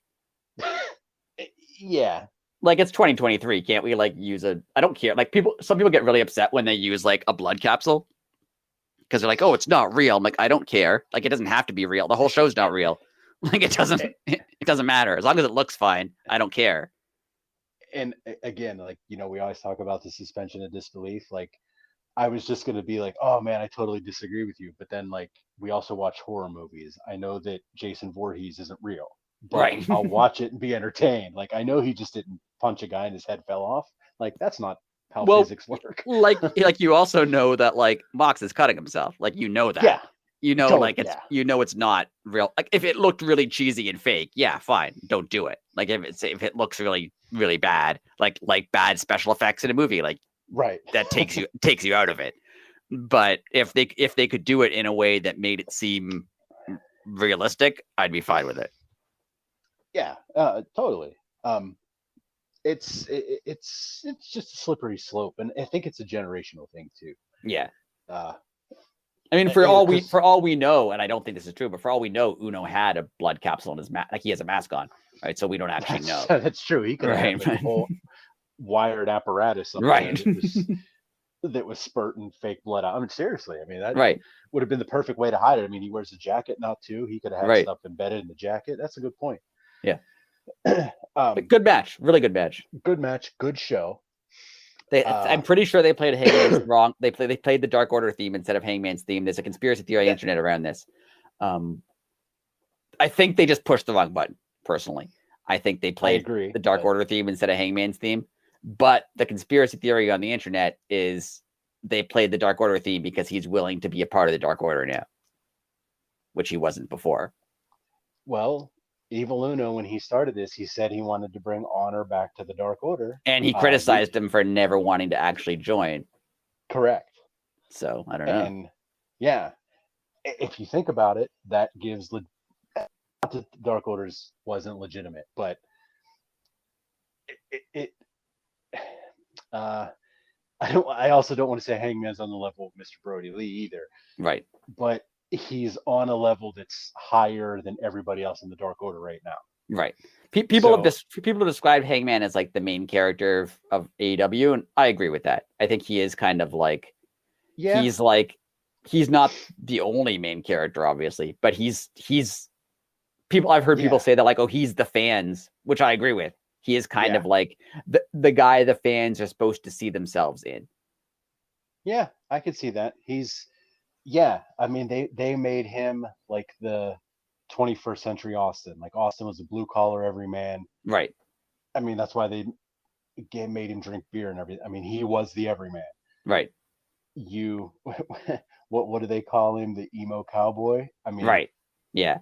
He's like right in that age range. Doubts like, it. Perfect. Anxious millennial cowboy. Yeah. He doubts himself. He like doesn't always do everything right, but he tries hard. He means well. Like he's one of the he's honestly one of the best wrestling characters I've seen in like modern wrestling.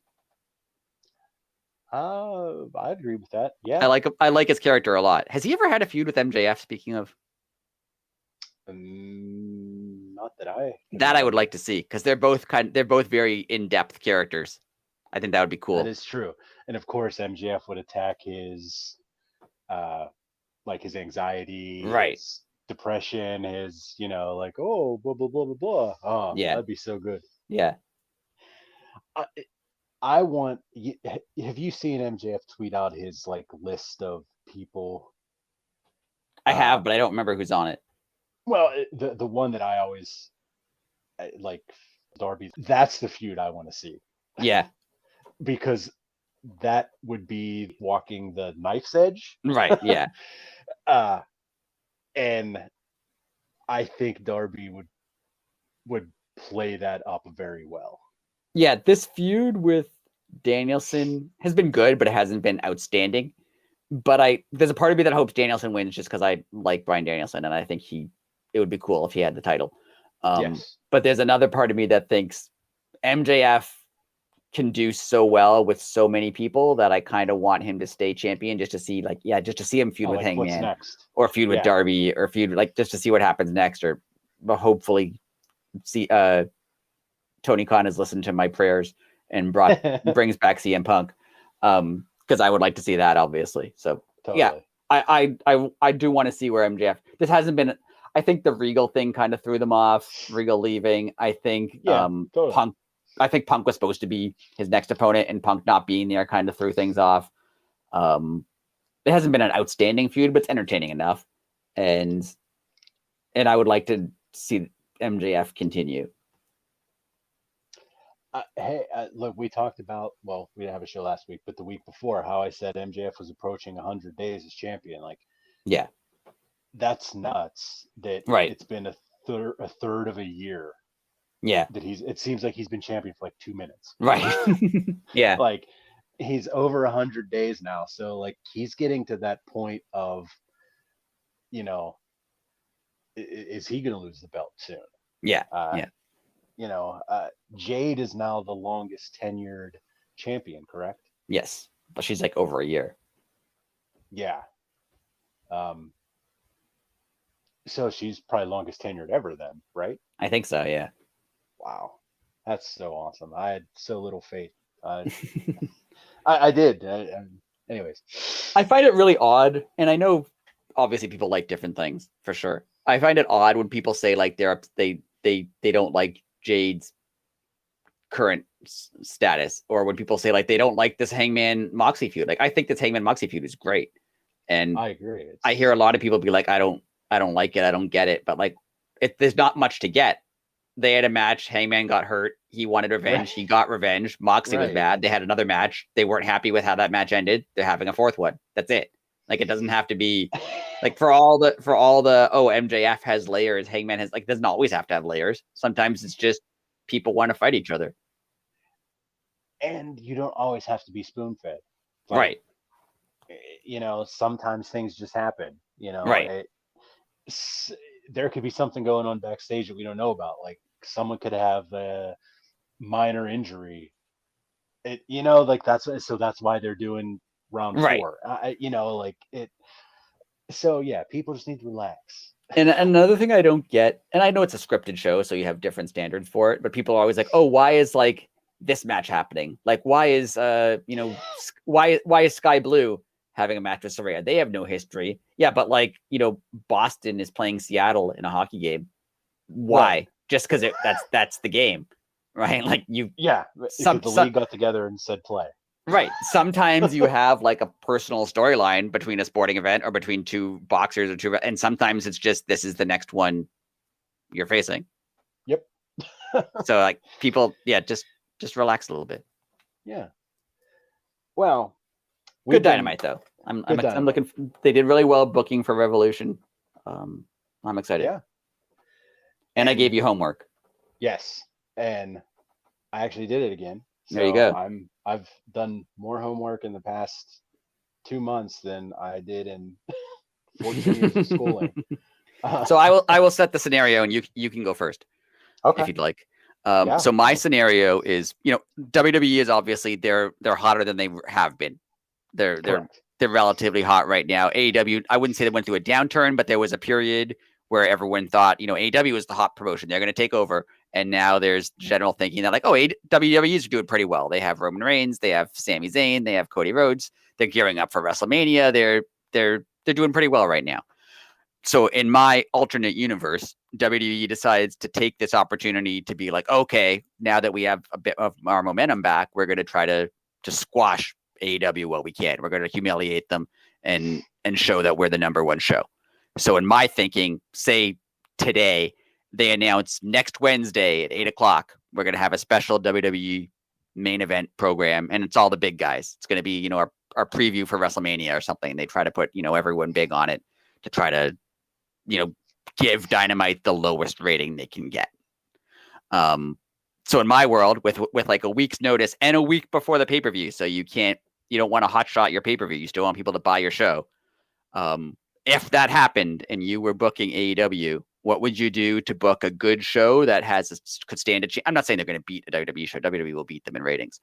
But what would you book to stand a chance against that show, but also not ruin Revolution, which is in a week and a half? So there you go. That's the scenario. First off, it's a harder scenario to deal with than you think. Yeah, because you can't book like MJF against Danielson, because then why would you buy the pay-per-view? Like you still have to get people to buy the pay-per-view. Yeah. Yes.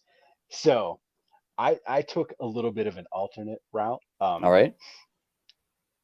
I didn't go like totally against the grain, but I went against the grain as in I just let everything, we're going to say that everything is already set up. We're going to say that WWE dropped the ball like they always do. All right. And at the last second, like they announced this, so Tony Khan really didn't have time to scramble per se. Right. Or I didn't have time to scramble per se. Right. So I threw together people that were just sitting around, but my whole show has a theme, and I went the comedy route. All right. I totally went the comedy route. It's where my brain works. So I'm going to set up the scenario. The scenario is like everything was set in stone. Well, we're going into this Wednesday, like the go home show. I understand it's supposed to be totally different, but my brain thinks differently. Sure. So the show opens and it is instantly, it goes right to Danhausen. All right. And Danhausen, he has the microphone. He's walking around backstage, and he runs into RJ City, and RJ City was like, "Oh my God, we have to find Renee. It's the show." And Danhausen says, "No. I read on the internet that everybody here tonight is terrible because they're on the internet show. This is the show." And that's what I'm actually looking for you. You're horrible, so you're going to host it. And so RJ City's like, "Oh my God, what the hell is going on?" So Danhausen's the producer, and he gives the show to RJ City live on the air. So like RJ's totally not prepared. And so like RJ City's embarrassed on national TV. So you cut to you see the announce team of Excalibur, Taz, and everybody. The first match of the night, they explain kind of what's going on. They said the other company threw them a curveball, but we weren't going to change our plans. We have a pay-per-view coming up, but we're going to give you the best possible show that we're going to give you with people that aren't involved in the pay-per-view. We're going to give you a little bit of our product. So, first match of the night is Sky Blue versus Charlotte Renegade. Sky Blue wins. It's a short match, and then Excalibur comes back and explains, like, tonight's just all about having fun. It's just going to be all around, you know, old fashioned wrestling show. And in the middle of his little thing, QT comes out and claims that he changed the whole Dynamite show because Dynamite's garbage and everybody on it's trash, and it's everybody that he trained anyway. So he has this big thing. Well, JD Drake answers the call saying, "Well, you never trained me, and every time I try to like get you in the ring, you won't even wrestle me. So I'm challenging you tonight for the main event on Dynamite, All right. since it's your show anyway." So, they kind of go face to face in the ring, and it cuts. You go to commercial. You come back, and going to have a random mixed tag match between Colt Cabana and Willow Nightingale versus Kip and Penelope. And Kip and Penelope, they're going to get the heel win. But as soon as that match ends, we cut backstage to RJ City, and he's with Dalton Castle. So, RJ City has a suit on now. He's ready ready to do the interview. So he puts the microphone in Dalton's face, and Dalton asks where Renee is. And then Danhausen comes on. He has the headset on and the microphone. So he tells Dalton Castle that he explains that this is the B show, and that all the good people that they're going to be at the pay-per-view. And Dalton looks over at RJ and says, "Oh, okay, that makes sense. I get this now." So then they all three just stand there awkwardly till they go to commercial. And then I like it. they come back. Yeah. You come back, and we have the Lineage, which is Brian Pillman Jr. and Brock Anderson. I had no idea that was a thing, but okay. Oh yeah, they're the hottest tag team on Dark. They're awesome too. What about my boys? What are their names? Your boys. Yeah, the guys I like, the new guys, the '80s team. Oh, I forgot they existed. Yeah, they're the hottest things team ever. They're the hottest team in my eyes. I don't remember their names, but I think they're great. Turbo Floyd. That's all you need. There you go, Turbo Floyd. That's my boy. I don't even know the other guy's name. The Turbo Floyd, dude, slays. There you go. Oh, now see, I want to rebook his match now because I had him versus Cole Carter and Aaron Solo, and the other one's way better. But anyways, the Lineage goes over. All right. And we have the Truth Magnum. That's the other one. Truth Magnum, and there it is. There we go. We have Billy Starks versus Julia Hart is our next match. All right. She goes over Billy. Billy's great. You should watch her matches. And then following that match, no segment. We're just gonna have another match. We have Anthony Ogogo versus Captain Sean Dean. Ogogo gets the heel win. So then we're going to the main event. So Danhausen comes out again with the producer headset on, and he tells RJ that he has to be Mark Henry because they're gonna do the Rampage bit on Dynamite. So RJ is trying to tell Danhausen it's the wrong show. And so then QT and JD Drake, they just start going back and forth. And then as it cuts back, Orange Cassidy is about to say, "Well, looks like there's been enough talk." But then Orange Cassidy shows up and he steals the line. And then RJ City's just sad, and he puts his head down. And then we go to the main event, and JD Drake gets the clean win over QT Marshall. And that's my 2-hour, basically dark booked Rampage to nice. Give everybody the spotlight.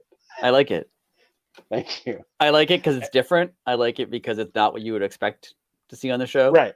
I also like that when they inevitably do lose in the ratings, you could be like, well, of course, we put Dark on against them. We didn't. Exactly. I like it. Like, yeah. And I like because you're not immediately competing. You're just like going with, yeah, I like that. We're just running our show because we're not going to ruin our pay-per-view or like we talked about earlier, like we're not going to put Danielson in a match, even if it's against me. Right. and risk him getting hurt. No, we Right. got a pay-per-view coming. They wanted to step on our toes. We're not going to play. I like it. That's the way I went. I like it. So thank you. It was fun, and it was fun to be a little different too. Yeah, I like that. All right, so here's mine. I went more with I tried not to book too many people who are going to be on the pay-per-view for the same reason. Because I don't want anyone getting hurt, but they're involved. I wrote this originally last week and then we didn't have the podcast, so I've changed it a bit to match what we're doing, what happened on this week's Dynamite, just because it's supposed to be next week. So anyway, I open Kenny Omega versus Claudio. That's my match. It just starts. We just start with that match. No story. Awesome. There is no story. It doesn't need to be a story. Doesn't need to be. It's going to be a good match. I just want Kenny Omega to be a singles wrestler, if that makes any sense. Like, that's what I want. And while we're at it, I did tell you I have a little bit of a rant for the Elite, so I'm going to throw that in now, even though it's not related to my show. I don't like the Elite since they came back. Not in terms of the wrestling. Like, their wrestling has been great. I don't like that they're not interesting, if that makes any sense. Like, I really thought they'd come back. I really thought they'd come back and they'd have a promo, or they'd have, they'd do something. They haven't done anything. They've done matches. Not to say they haven't done anything. Like, the best of 7 was great. The matches with Top Fox was great. But they kind of just come out and wrestle matches and then leave. And it's true. They're better than that. Like, they're better storytellers than that. They're not great promos, but they're pretty good promos. I've always liked that they had a really good way of telling stories in the ring, and they haven't really done that much. They kind of just have matches. That's wow. And I looked at it that way. And I'm upset that Kenny Omega is not a singles wrestler. I know that he's been injured, and I know that he's probably trying to, extend his own career a little bit by not going all the way all in on every match. But I watched his match that he had in Japan, and it was outstanding. And I don't expect him to do that on a regular basis, like on a Dynamite, but I would like to see him in singles matches every so often because he's a very good wrestler, and I want to see him do that. So when I'm booking the show, he's a singles wrestler again. Perfect. So anyways, Kenny Omega versus Claudio. Great match, obviously, like you would expect. They're both technically champions, but not AEW champions. Kenny wins. Okay. I hesitated to have Kenny win because Claudio is the ROH champion. But Kenny's also the IWGP US champion. So I would mention that at the beginning, that both these guys are champions, but this is an AEW show. So it's not for either of their titles. So that doesn't make either of them look bad if they lose the match, because they're both champions. You lost to another champion. Anyway, Kenny Omega wins after like 20 minutes. It's a good match. It's a great match. At the very end, he celebrates. The lights go out. House of Black is at the top of the ramp. Nice. You first see their faces. You pan out a little bit, and the Young Bucks are like on the floor beside them, like they dragged them out there, beaten up. Okay. Kenny sees that, goes to go up the ramp to stop them. The lights go out again, and then win commercial. You never see what happens with that. Okay. You come back. It turns out the lights came back on, and the House Black was gone, and that's Kenny couldn't catch them. They were just gone. So next match, kind of what AEW did this week, which I booked it before they did, but I'm gonna use it anyway. Toni Storm and Saraya against Sky Blue and Willer Nightingale. Nice. I know that I like this team. I know that this is like not star power in terms of a match. So to give them a little bit of star power, Britt and Jamie come out at the very beginning, and they decide they're going to be on commentary during this match, just add a little bit more star power to it. Good match, but Toni and Saraya win. Toni Storm gets the pin. They go to do their spray paint thing. Britt and Jamie come out and they stop them, run them off, end a match. Nothing major, just a wrestling match. Mm-hmm. The Acclaimed come out next for a promo. No reason whatsoever. Like, they have nothing to say. I just want the Acclaimed on this show, and they're going to come out and they're going to do a rap and scissor daddy ass and they move on. No reason. Nothing else more needs to be done. I want the Acclaimed on my show. Right. So this show is booked as a double main event. There's a main event to the first hour and a main event to the second hour. Nice. So the main event of our first hour, second women's match, because we're going to have two, because I'm booking the show.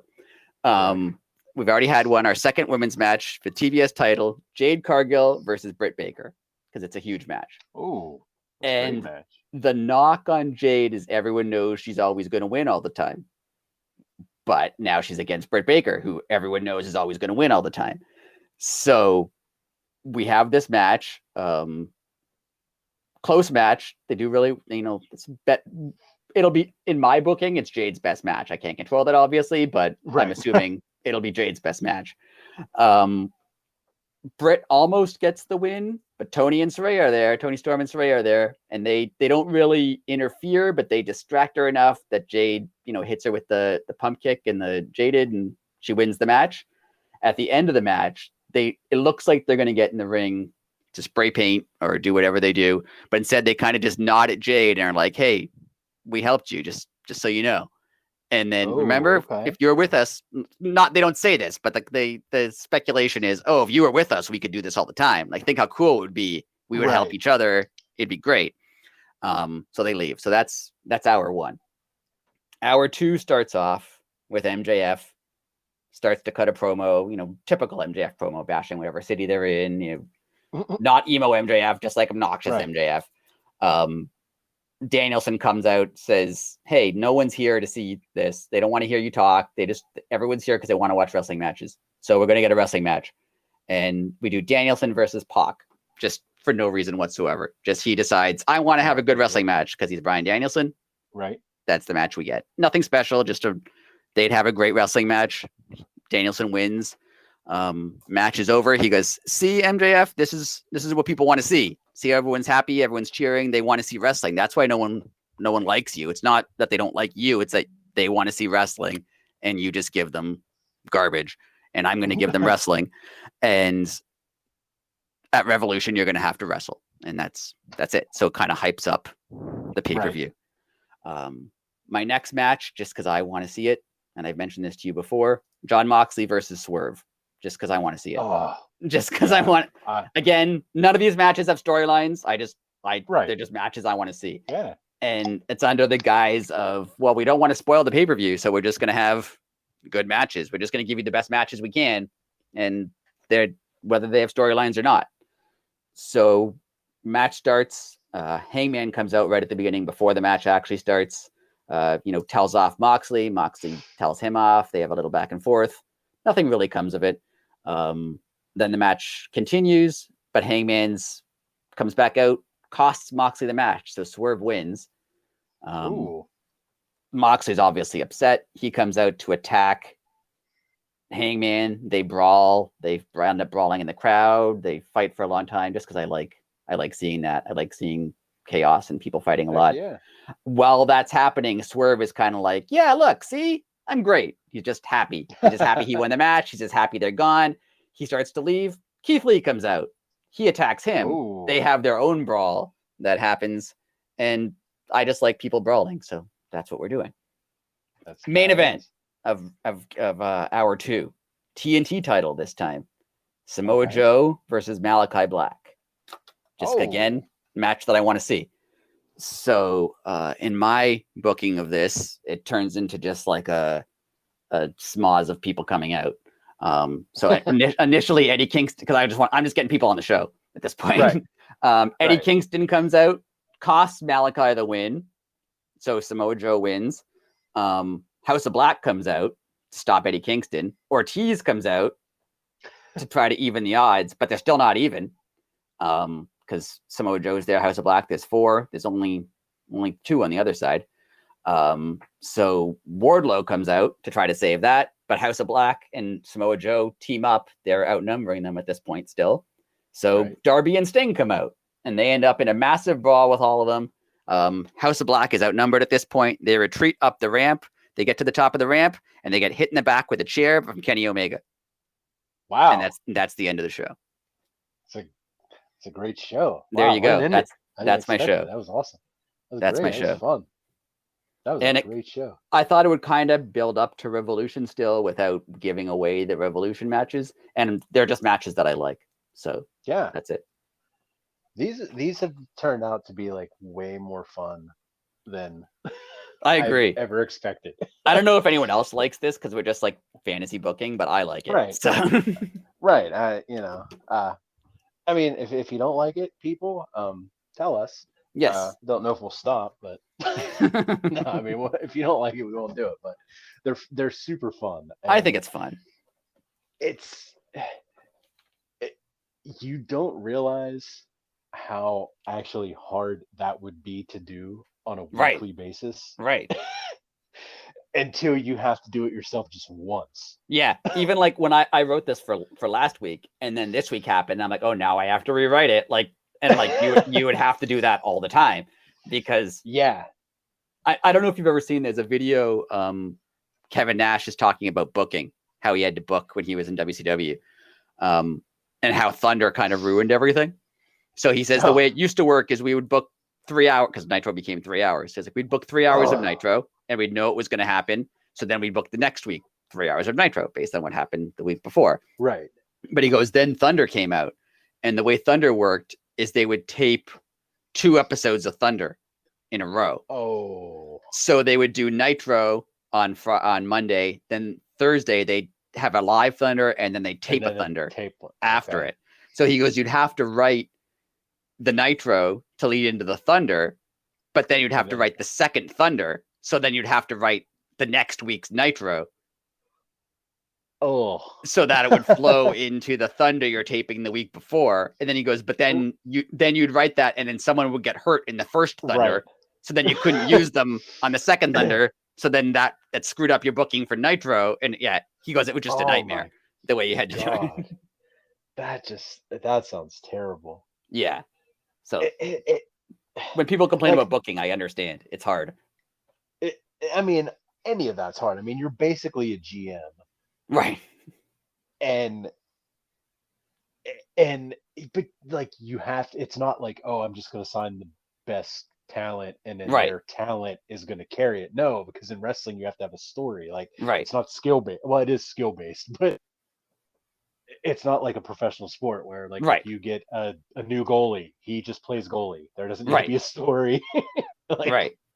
And they have some control, right? So you could be like, oh, I don't like this guy. I don't want to work with him. Yeah, but we wrote a month of TV for you. Like, well, I don't like him. So we're not doing that. Right. Yeah. I mean, it says in my contract that in that booking video Kevin Nash is talking about, he mentions, he's like, oh, then someone on Thunder goes, that doesn't work for me, brother, which is obviously Hogan. So then you have to rewrite it all because Hogan didn't want to be in that match. So then, or he doesn't want to be on that Thunder, or he was booked somewhere else that day. So yeah, it gets tough. Like when I'm booking this show, I'm like, oh yeah, Kenny Omega beats Claudio. But what if in real life Claudio's like, yeah, but I don't want to lose. Then you have to talk him into that or like something, right? Like, yeah, it's such a weird, it's its own world. Yeah. Pro wrestling. And it's like stuck in like 1940. Right. Yeah. It's just the weirdest whole situation. Yeah. Because you book something and then someone goes, well, why am I on the 3rd segment and not the 5th segment? It's so weird how, like, I think you brought it up. There was like it was on one of the WWE documentaries or something, how like wrestling second is like a slap in the face. Right. Yeah. Jericho was on when he was talking about a match with Kevin Owens, and he was so upset that they were second. And it's like the average person would not know that. They're just happy that you're wrestling there. Right. Yeah. Not because some guy that nobody's ever heard of deemed the second match of the night in 1945 terrible. Right. It's so odd to me. It's very odd. But hey, it's fun though. I love watching it. I feel like booking it, like as much as I think like I love booking these shows, but like it's because I don't have to deal with actual people. I feel like once you have to deal with the actual wrestlers, it gets hard. And it's true. Like what if Tony Khan wrote 6 months of great TV and then CM Punk broke his foot, and then you're like, well, there goes that, right? Like, yeah. I mean, just look. that's what really blows my mind about last summer. Like, literally, the worst case scenario that could have happened to him, aka Tony Khan, Right. happened to him, and he just made it work. Yeah, I think in that case they were actually really lucky it was Forbidden Door, where no one expected No, that's true. a story. True. He could just be like, now it's this wrestler, and like you'd kind of go with it. I feel like if that happened before like Revolution or All In or something, you'd be screwed. That's true. You'd be completely screwed. But either way, he's like Forbidden Door was great, and he basically made it up like the couple weeks before. Yeah. And like you would think, like, especially in WWE, like we talked about earlier, like they literally worked 300 days a year. Right. Those guys were so cement headed, like, that you had to be a tough guy and like work through injury. Like, so many guys probably took like, oh, I can't straighten my left arm anymore because it was broken, but I still wrestled with it. Right. Like back in the day, like it didn't matter if you were injured. Like now, Right. if somebody's injured, there's like medical staff saying, no, he is not allowed to partake. Right. Like back in the day, if the doctor told you that, you just laughed and right. ring. Like I think I've mentioned this before, but I as much as I love Bret Hart, I remember hearing some anecdote where he had a match with Dino Bravo, and it wasn't a televised match. It wasn't. He didn't have a title. It was just a match, him and Dino Bravo, and he got pushed off the apron and landed like chest first on the guardrail, but he like broke a rib or something. Like he hurt himself, and then I think it was in his book. He was saying that like, oh, it hurt to breathe, and he's like, but I couldn't. I was supposed to win, and I couldn't let him get the win, and I'm just like, why not? It's a house show. Just lose. Just like you're hurt. Just stop wrestling, right? But like, nope. Like, man, Hitman rules. Yeah. I just love that mentality of just like, I can't let him win. Yeah, you can. You easily could. Right? Yeah. Like, again, it's that old mentality of right. I said this before, though, even with athletes, like, this is why, besides not being athletic, why I'm not an athlete. Like, when we're talking before the podcast went on, we are talking about Crystal Tag. Like, he's had strokes and, like, serious medical issues. Like, I would have retired a long time ago. Right? Yeah. Like, after that first one. Right. He'd have millions of dollars and he won a championship. Like, people played decades and not had that. Right. Retire. You have millions of dollars. You won the Stanley Cup. You're done. Like, I would quit. I would quit immediately. And I know that that's part of the reason why I'm not a professional athlete, because like they have a lot more drive than that. But I would quit immediately. Like if I was in a wrestling match and I broke my ribs, okay, match is over. I'm done. Right. Like, yeah, totally. It is just the oddest. But again, like as you just said, like with anything, like if you're a professional snowboarder, like those guys and girls destroy themselves, and you just get back up and keep going. Like it's that mentality. Like, I mean, I remember like when I'd be at work, I was be like, well, I'm gonna go hide in the bathroom for 10 minutes because I feel I need a break. Right. Like, I mean, that's just like that's the way a majority of the people are wired. Like, most people aren't going to put themselves through. Again, like you said, like Bret Hart, he didn't need to do that. Right. Like, and he was so well respected. If he went to Dino Bravo and said, "Dude, I'm hurt," he would be like, "Oh, well, okay, let's wrap this up then." Yeah.